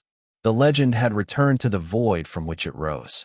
But echoes linger, and in the hush, one final question remained unanswered. Would the world remember Al Capone as a man, or only as a myth that time unmade? Chapter 23: The Decline of Scarface. The first time he looked in the mirror and didn't recognize himself, it was morning in Florida. Sunlight filtered through palm fronds, painting the walls in shifting patterns. He blinked at his reflection, confused. The face stared back, scarred, aged, foreign. Fear tightened his chest. It was the crack in the myth. Neurosyphilis had begun its silent siege. It wasn't movie-style madness. It was slow, relentless. A disease gnawing at memory, identity, control. Journalism once called Capone unstoppable. Now the disease was stealing him piece by piece, and no gangster tricks could stop it. He had been released from prison under fragile terms in 1939, transferred to Baltimore for treatment, and then sent home to his Palm Island mansion. He stepped off the train a husk of his former self. No swagger, no power, just confusion wrapped in silk. The first early signs were subtle. He'd misplaced keys, forget a word mid-sentence. He criticized the staff in his mansion for tasks done hours earlier. At dinner, he asked the same question twice, then stared blankly at the wall. His wife, loyal, and his daughter, terrified, watched from across the table. Pride cracked in silence. What happens when the king loses his kingdom from within? His mind, once as sharp as razors, became fogged. He mistook strangers for allies, mistook guards for enemies. Hallways turned unfamiliar. Pictures and albums became ghosts. He asked, "Where am I? Who am I?" Each question a strike against his own legend. The housekeepers tried gently. They called doctors. Diagnoses came. Progressive dementia from advanced syphilis. The names sounded distant, clinical, but the damage was visceral. Nerves deadened. Gait slowed. Mood swung like a pendulum. Defiance one moment, despair the next. The man who once commanded tens of thousands now struggled to button a shirt. Then came the paranoia. Every knock at the door made him flinch. Whispers behind curtains became threats. He slept with the television on, muttering inside. Shadows on the patio turned into rivals plotting. The roar of waves outside mimicked footsteps approaching. He checked locks at midnight. Locked drawers he didn't open. Hid photo albums. Hid photographs. He hoarded everything as though preserving the last pieces of a life unraveling. Memory loss progressed fast. He walked from room to room and forgot why. He repeated jokes, told stories over again, confused past headlines with real events. He spoke of murders he'd ordered as if they were chapters in someone else's life. He laughed nervously at phantom applause. He cried at old threats that no longer held weight. Control was gone. Identity was disintegrating. At times, clarity returned. He would sit on the porch overlooking the water, watch the ocean breeze ripple palm fronds, close his scarred hand into a fist, and murmur, "I used to run Chicago." His voice cracked. Pride and grief mixed and faded. And just as quickly, the fog closed in again. The man who once ruled from fear and brilliance was now trapped inside a failing mind. Doctors continued treatment, mercury injections, heavy medications, rest, but it slowed nothing. The disease marched inward. He lost the ability to pay bills, sign letters, manage any part of his life. Lawyers took over. Bank accounts closed. Properties were sold. The empire had become a liability he no longer understood. Visits from old associates grew rare. They tiptoed through his mansion as if walking through a history book. Capone greeted them with blank eyes, offered tea, asked their names. Some left crying, some left furious. He knew none of it. None of them. Newspapers that once wrote of Scarface with awe now wrote of Capone, the tragic figure. Word of his condition spread. The fearsome gangster now forgot his name. They printed photos of him in slippers, unsteady in a wheelchair. No more headlines about casinos, no more rumors of hits, just sadness wrapped in legend. He begged at one point to live alone.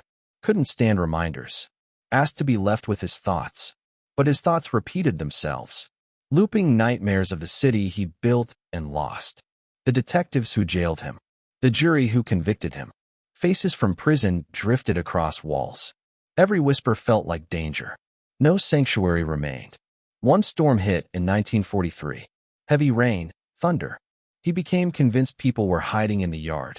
Rushed outside in bathrobe, waving a cane at invisible threats.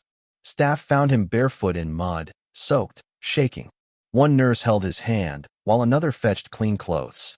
He asked, "Protect me," then lay silent, afraid of sleep because shadows crept into dreams. His speech slurred. Words jumbled. He called himself Frankie, then Ralph. He could no longer identify his own scars. He asked to meet Capone. He didn't recognize Capone. They would remind him, "That's you." He would stare at the scar, confused. Pride became a lesson in futility. In the end, he no longer recognized death. He said goodbyes to staff he hadn't known existed. Gave apologies he couldn't mean. Whispered regret he couldn't remember. He murmured, "I'm sorry for what I did," but changed the subject to childhood games. Baseball teams. His mother. He listed neighbors from Navy Street in Brooklyn, but couldn't recall which were gone or who had betrayed him. The disease turned his final years into a vigil. Years blurred. He stopped reacting to news. Didn't listen to the radio. Sat in silence, staring at the water he once crossed with swagger. He no longer run jokes or threats. He just was. The ghost of Scarface waited in the mansion corridors, sometimes calling for Torrio, sometimes calling for Nitty. Always calling. Staff began calling him Mr. Capone instead of Al. The name felt distant. Taboo. In his final months, his daughter carried him to the porch each morning. He'd sit, look out, and say nothing. At times he'd ask, "Where am I?" She'd smile softly and say, "You're home." His home had become his silence. When he finally slipped into coma, family circled bedside. They tried to say goodbye. He stared blankly into space, unaware. Then he closed his eyes and exhaled one last time. The world exhaled with him. Al Capone died in January 1947. Official cause: cardiac arrest stemming from neurosyphilis and stroke. He was 48. No Mafia funeral. No procession. Just a small chapel, a small coffin, and memories flooding public consciousness. But the disease that destroyed him wasn't physical.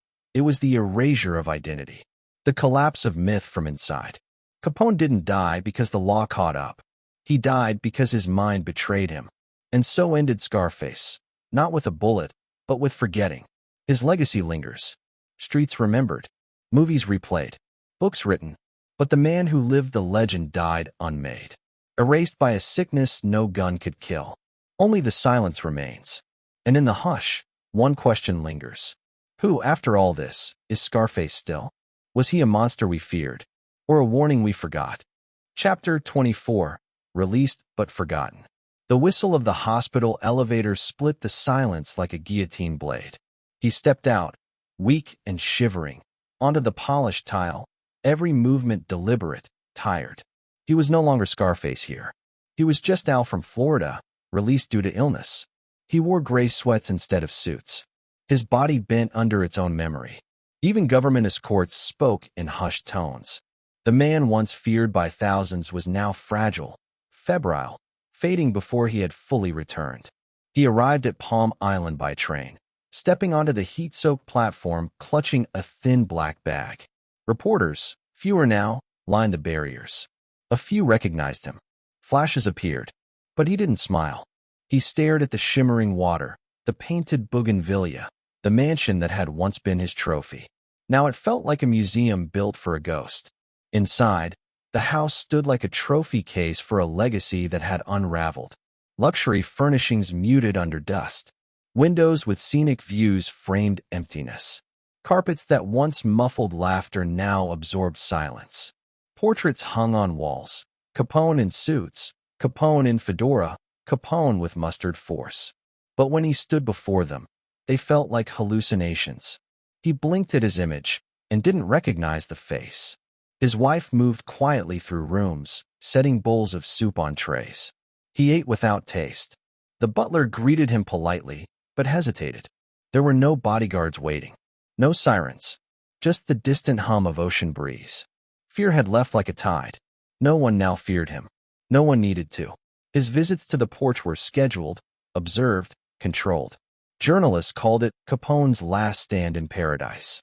But there was no standing, only sitting. Watching. Waiting for sleep, for the next wave of fog over the water, for something to remind him of who he had been. The body remained, but the man had fractured. Outfits that once trembled at his footsteps built new alliances. New bosses rose. Chicago's streets changed. The memories of his power echoed in faded speeches.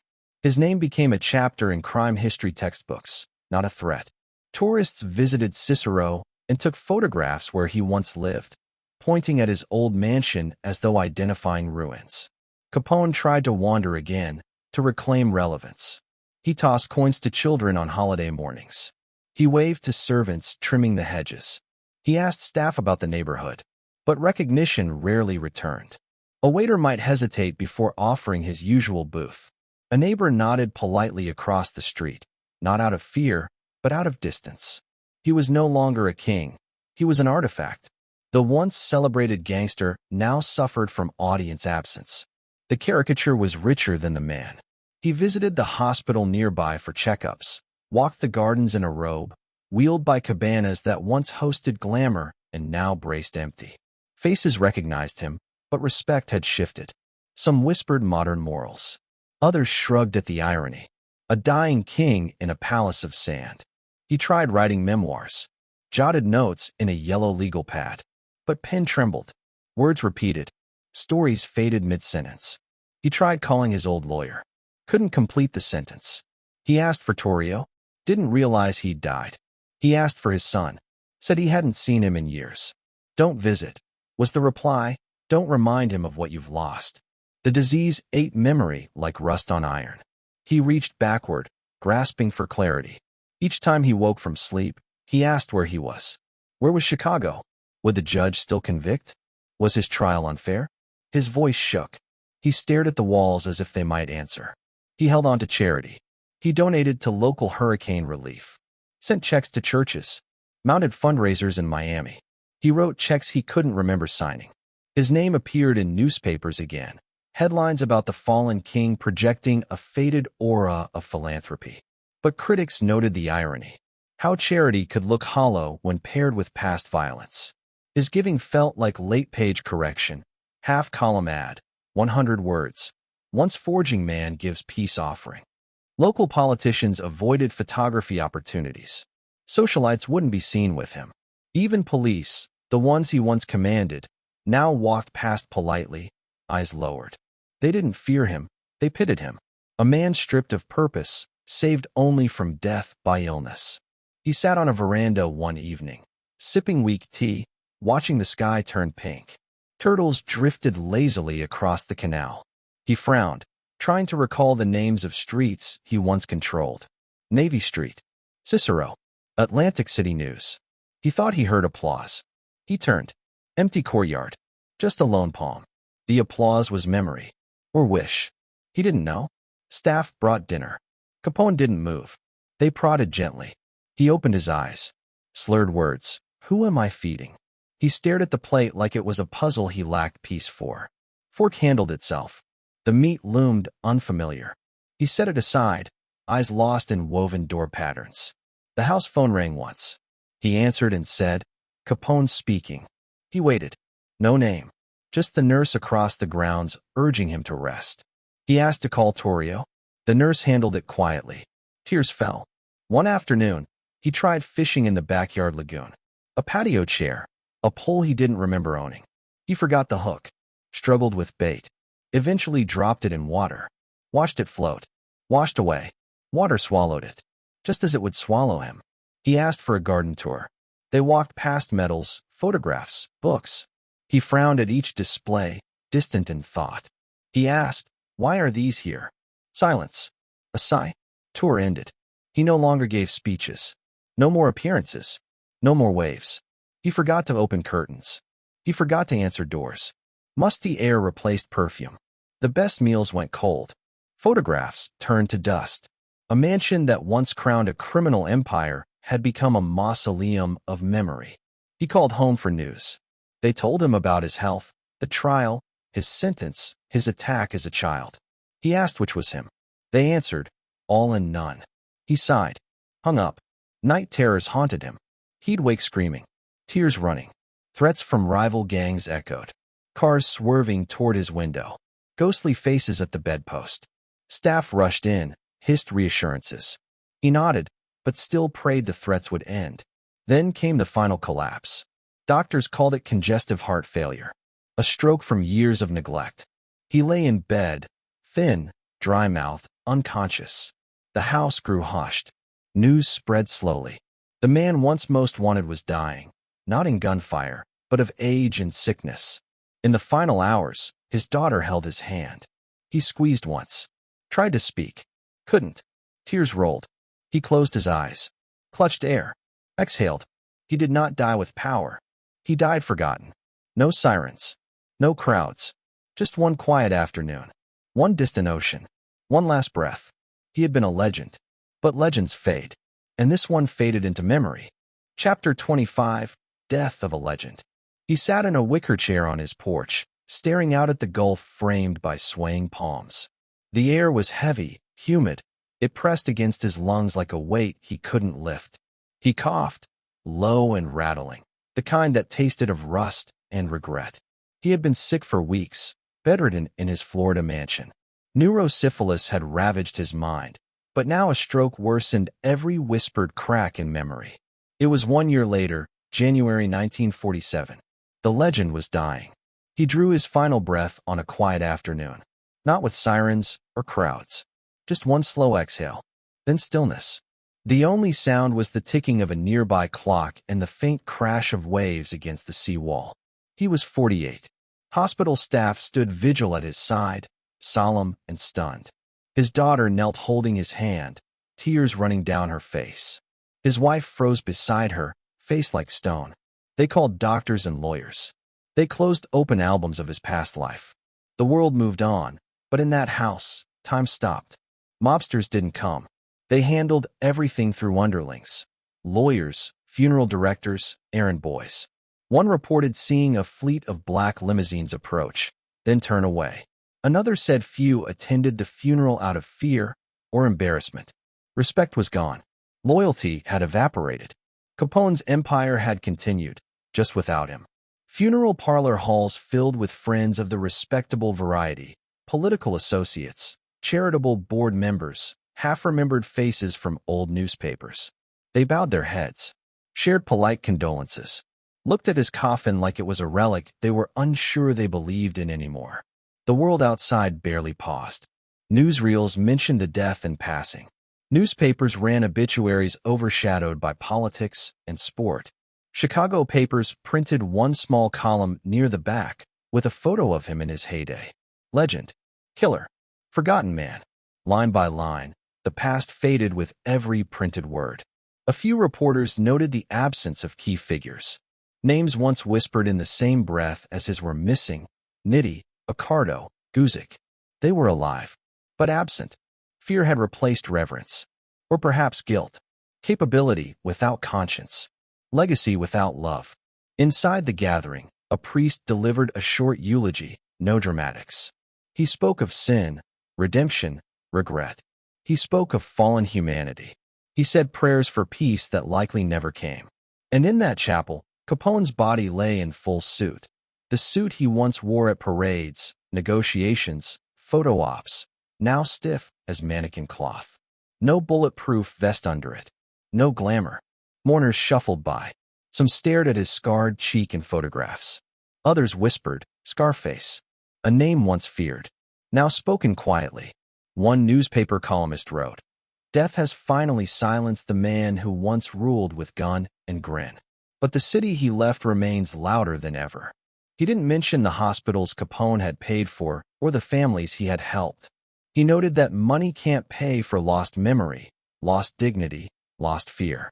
In private, some outfit men speculated on who would rise next. Capone's empire had fractured years before. Nitti took over for a while. Others plotted, but none carried his name. Chicago moved on. New bosses emerged. The headlines were now about union strikes, political corruption, baseball trades, not gangster legend. Secrecy had replaced spectacle, and his funeral, small and subdued, mirrored that. Reporters watched from outside windows. A few long-lost cousins attended. An elderly nurse wiped tears quietly. But the absence, the silence, said more than any crowd ever could. Back in his mansion, the rooms emptied quickly after the service. Mirrors were covered, portraits removed, some furniture donated or burned. Even the gardens grew wild, untrimmed, a reflection of a truncated reign. The ocean breeze filled the halls where once laughter and schemes echoed. In the months that followed, books were written, docudramas made, museums preserved memorabilia, his fedora, the scarred picture, the Tommy gun that never stood trial. Tourists clicked photos in front of his former homes. But no one knocked. He had become myth. History. A lesson. At his graveside, a minister pinned one small medal on his coffin. A simple honor for a man who had broken the law in more ways than one. No applause. No applause followed. A single trumpet played, softly, in memory. Then the dirt covered him. The sea breeze rustled overhead. And the funeral ended. In the emptiness that followed, people made sense of it. Some called him Gangster Godfather. Others called him Caution, a city legend turned local ghost. They debated whether his death was uplifting or tragic, but none wondered if he mattered anymore. Mobsters carried on in shadows. Politicians wrote new corruption laws. Federal agents pointed to Capone's conviction as proof that crime could be punished. Tax laws strengthened. Organized crime changed shape, moved underground. But the name, Scarface, survived only in whispers, in film, in fascination. Capone's life ended not with a blaze, but a sigh. Not with blood, but with forgetting.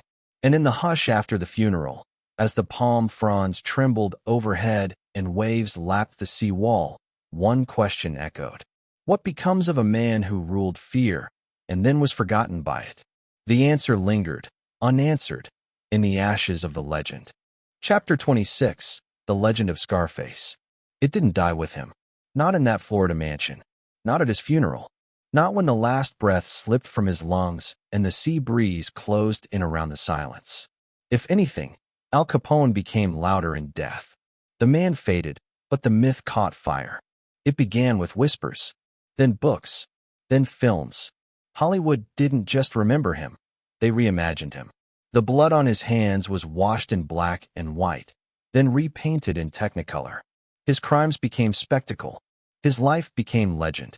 In 1932, just 5 years after the St. Valentine's Day Massacre, Howard Hawks released Scarface, loosely inspired by Capone's rise to power. It was raw, ruthless, and violent enough that it shocked censors. The film portrayed a man clawing his way to the top with bullets and bravado, mirroring Capone's journey through bootlegged corridors and blood-stained alleys. Audiences gasped. Critics raged. But the public couldn't look away. It was a mirror held up to the American nightmare, and Capone's scarred reflection was etched into it. He had become a symbol of power, of danger, of the American dream turned inside out. More movies followed. More books. More headlines. Capone's name was used like seasoning, sprinkled over stories to give them grit. Journalists mentioned him anytime the mob reared its head. Even as the Mafia changed form, migrating into quieter backroom deals and offshore accounts, Capone remained the face of it all. Photographs of him in pinstripe suits, pinky rings glinting under low light, became iconic. That crooked smile, the scar, the fedora tilted just so. They were burned into the American psyche like folklore, equal parts menace and magnetism, like a devil in a tuxedo. Tour buses rolled past his former headquarters at the Lexington Hotel in Chicago, guides pointing out bullet holes and secret tunnels. The bricks that once held up brothels and booze joints were now souvenir magnets, coffee mugs, and Halloween costumes. Capone became brandyable. But beneath the myth, something darker pulsed. Capone didn't just fascinate because of his power. He fascinated because of what he revealed about us. That a man could rise by force. That he could charm the public while burying bodies. That violence, when worn with a smile and a silk suit, could pass for charisma. His legend lingered not because he fooled people, but because part of them wanted to be fooled. He wasn't the richest gangster, not the smartest, but he was unforgettable.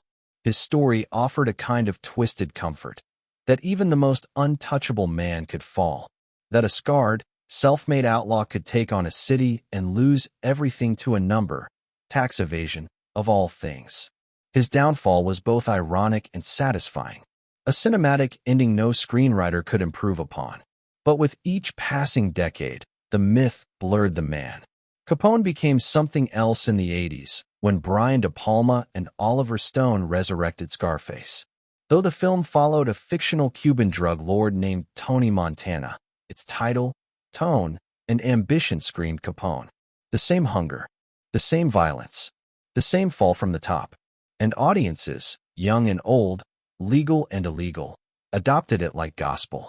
Hip-hop artists quoted Montana and Capone in the same breath. Gang culture wrapped itself in the aesthetic: guns, power, money, infamy. Scarface wasn't a cautionary tale anymore. He was a blueprint.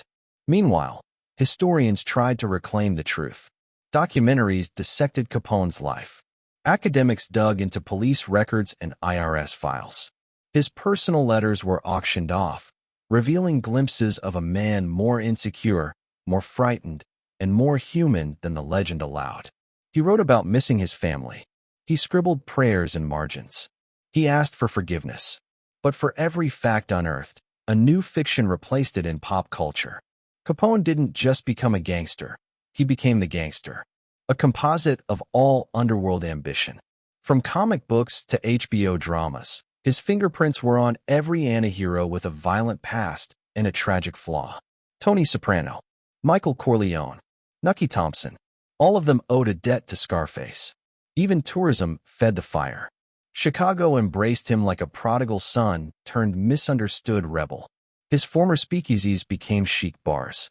Museums curated exhibits of the Prohibition era with Capone as centerpiece.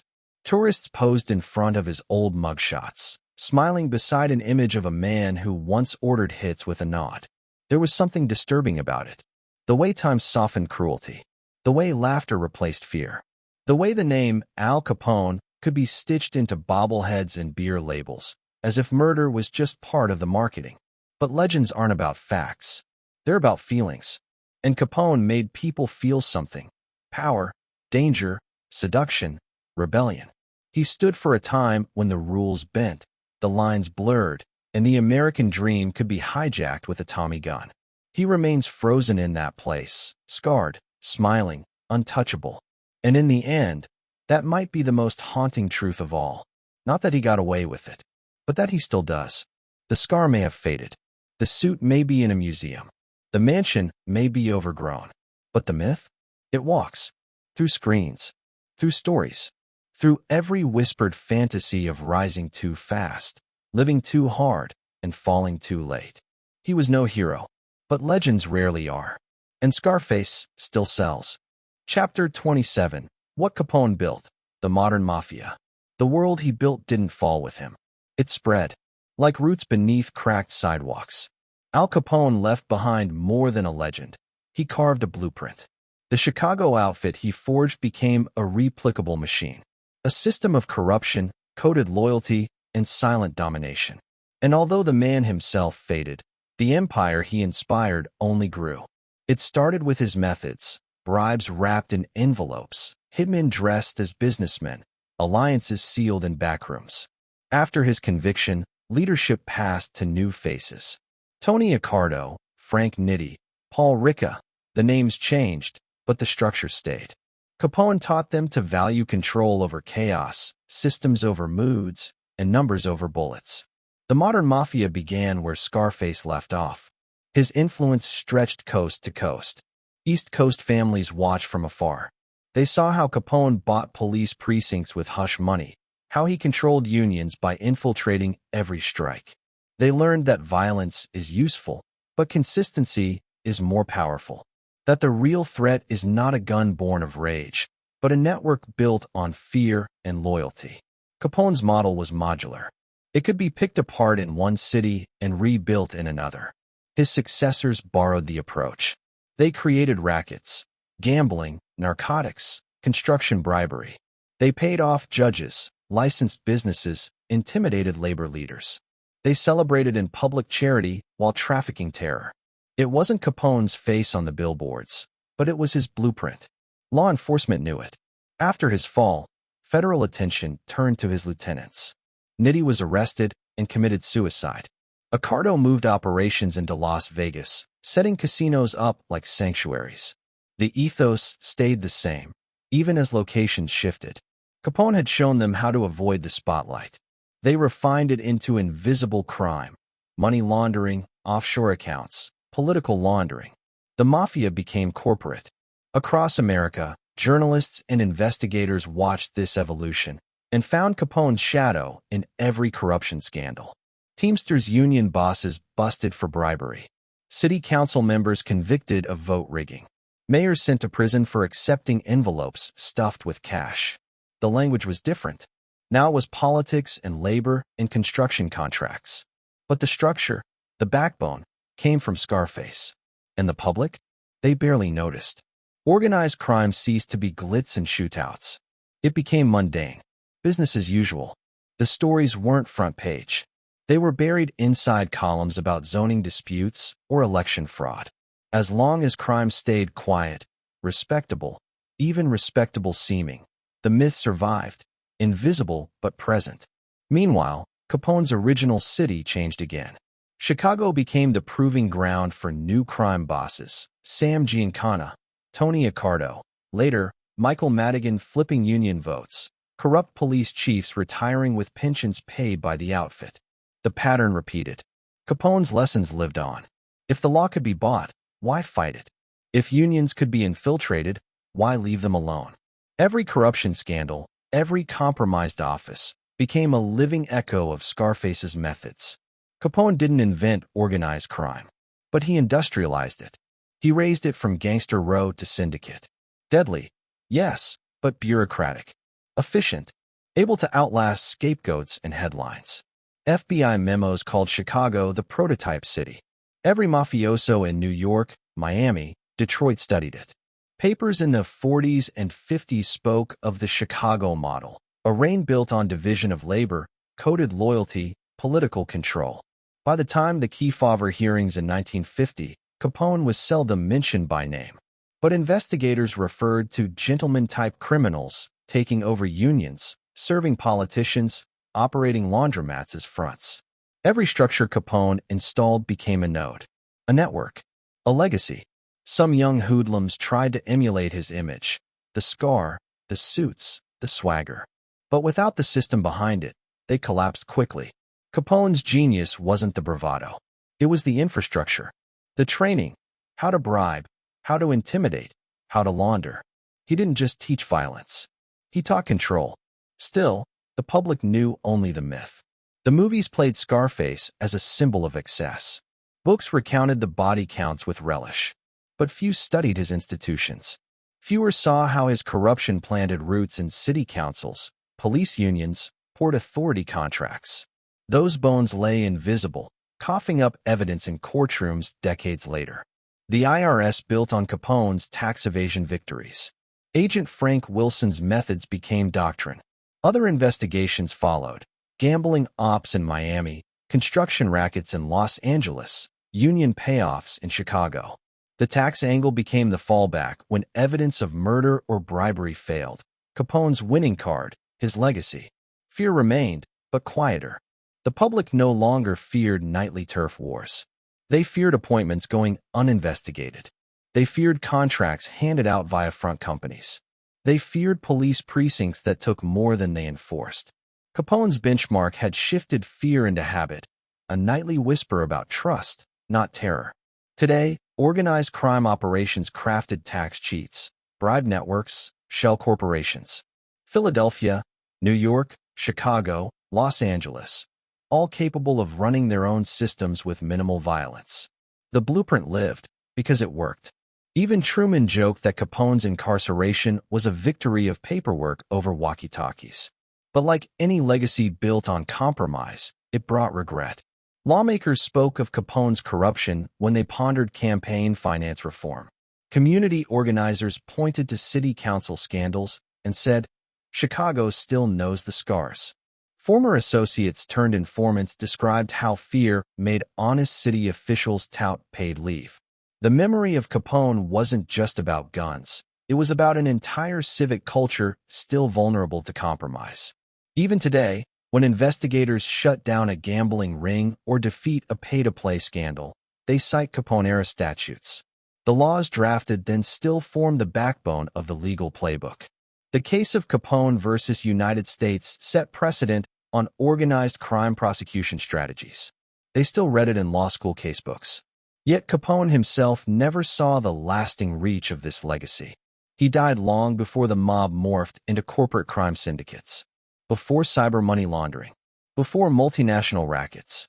He could never have anticipated offshore shell companies or global syndicates.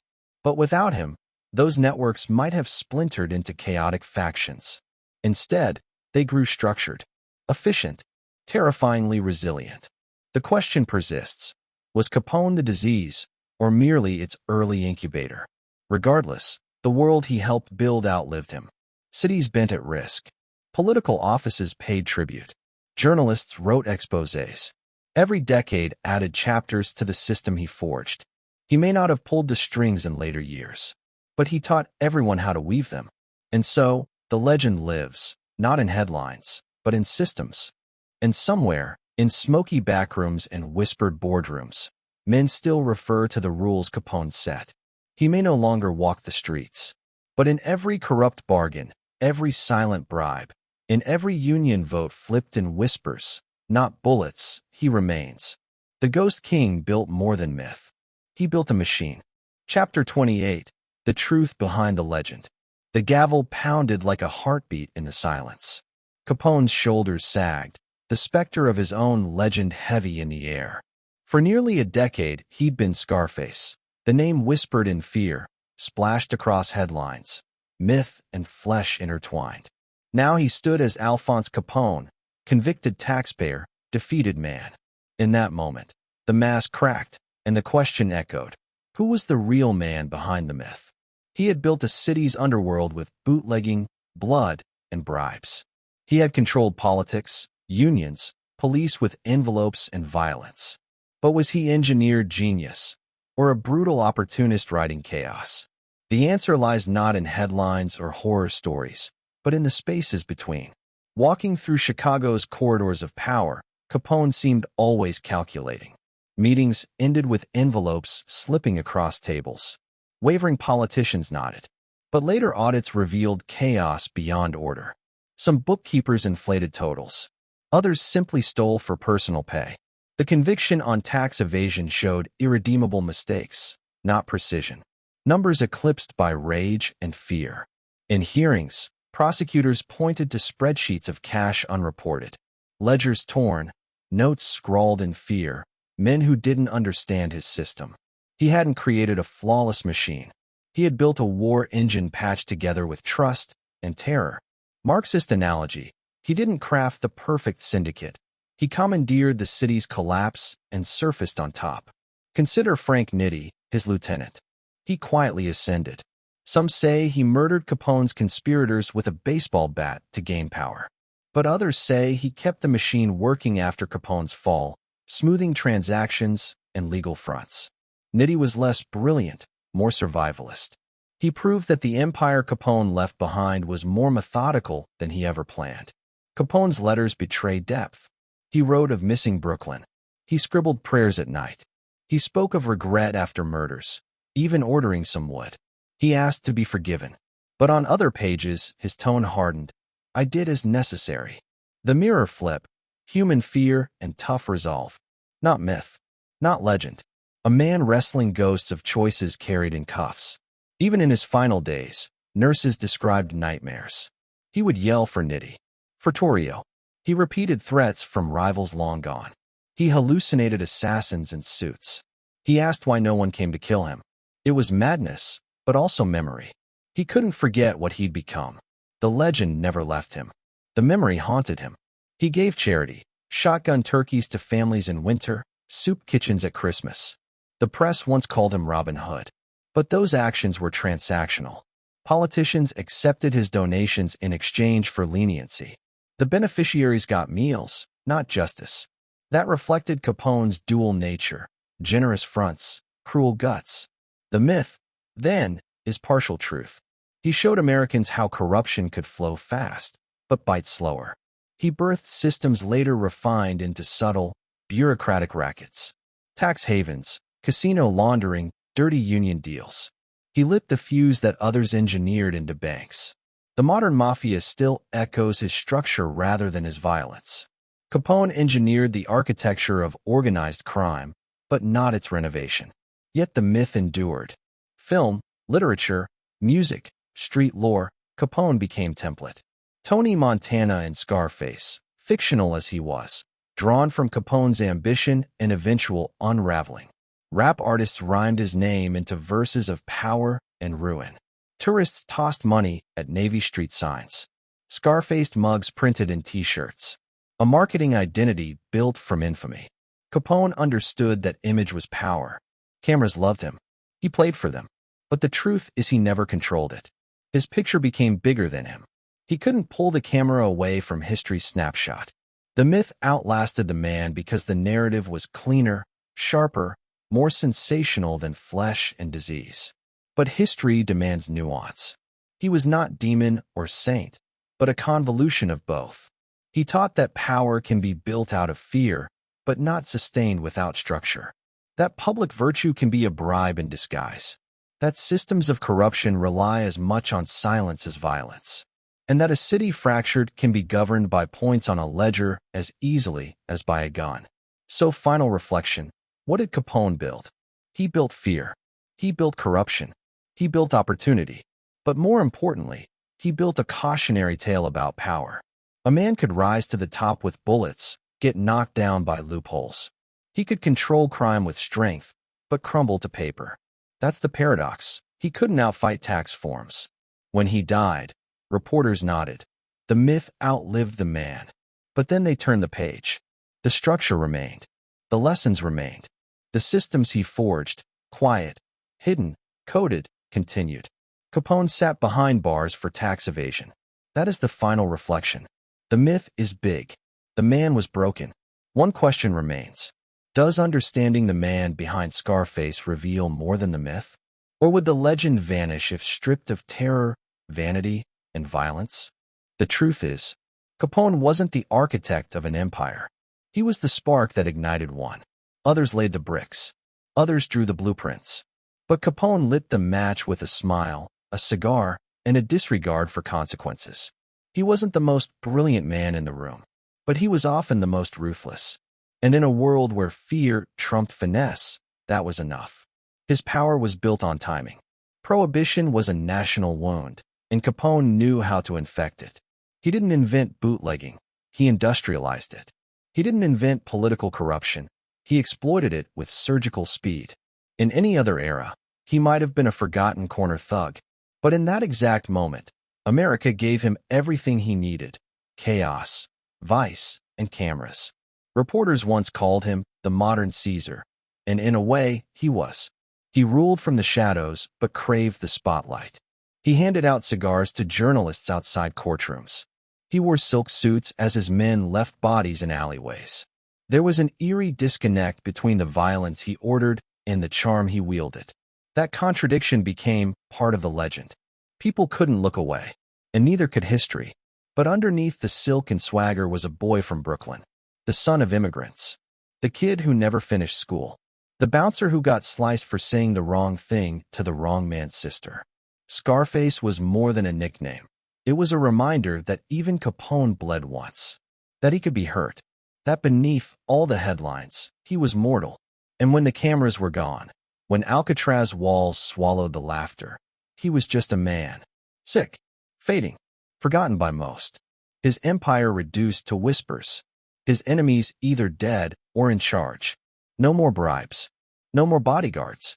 Just the sound of waves outside his Florida mansion and a mind unraveling from neurosyphilis. The legend had outgrown the man and left him behind. Capone's decline is what truly strips the myth bare.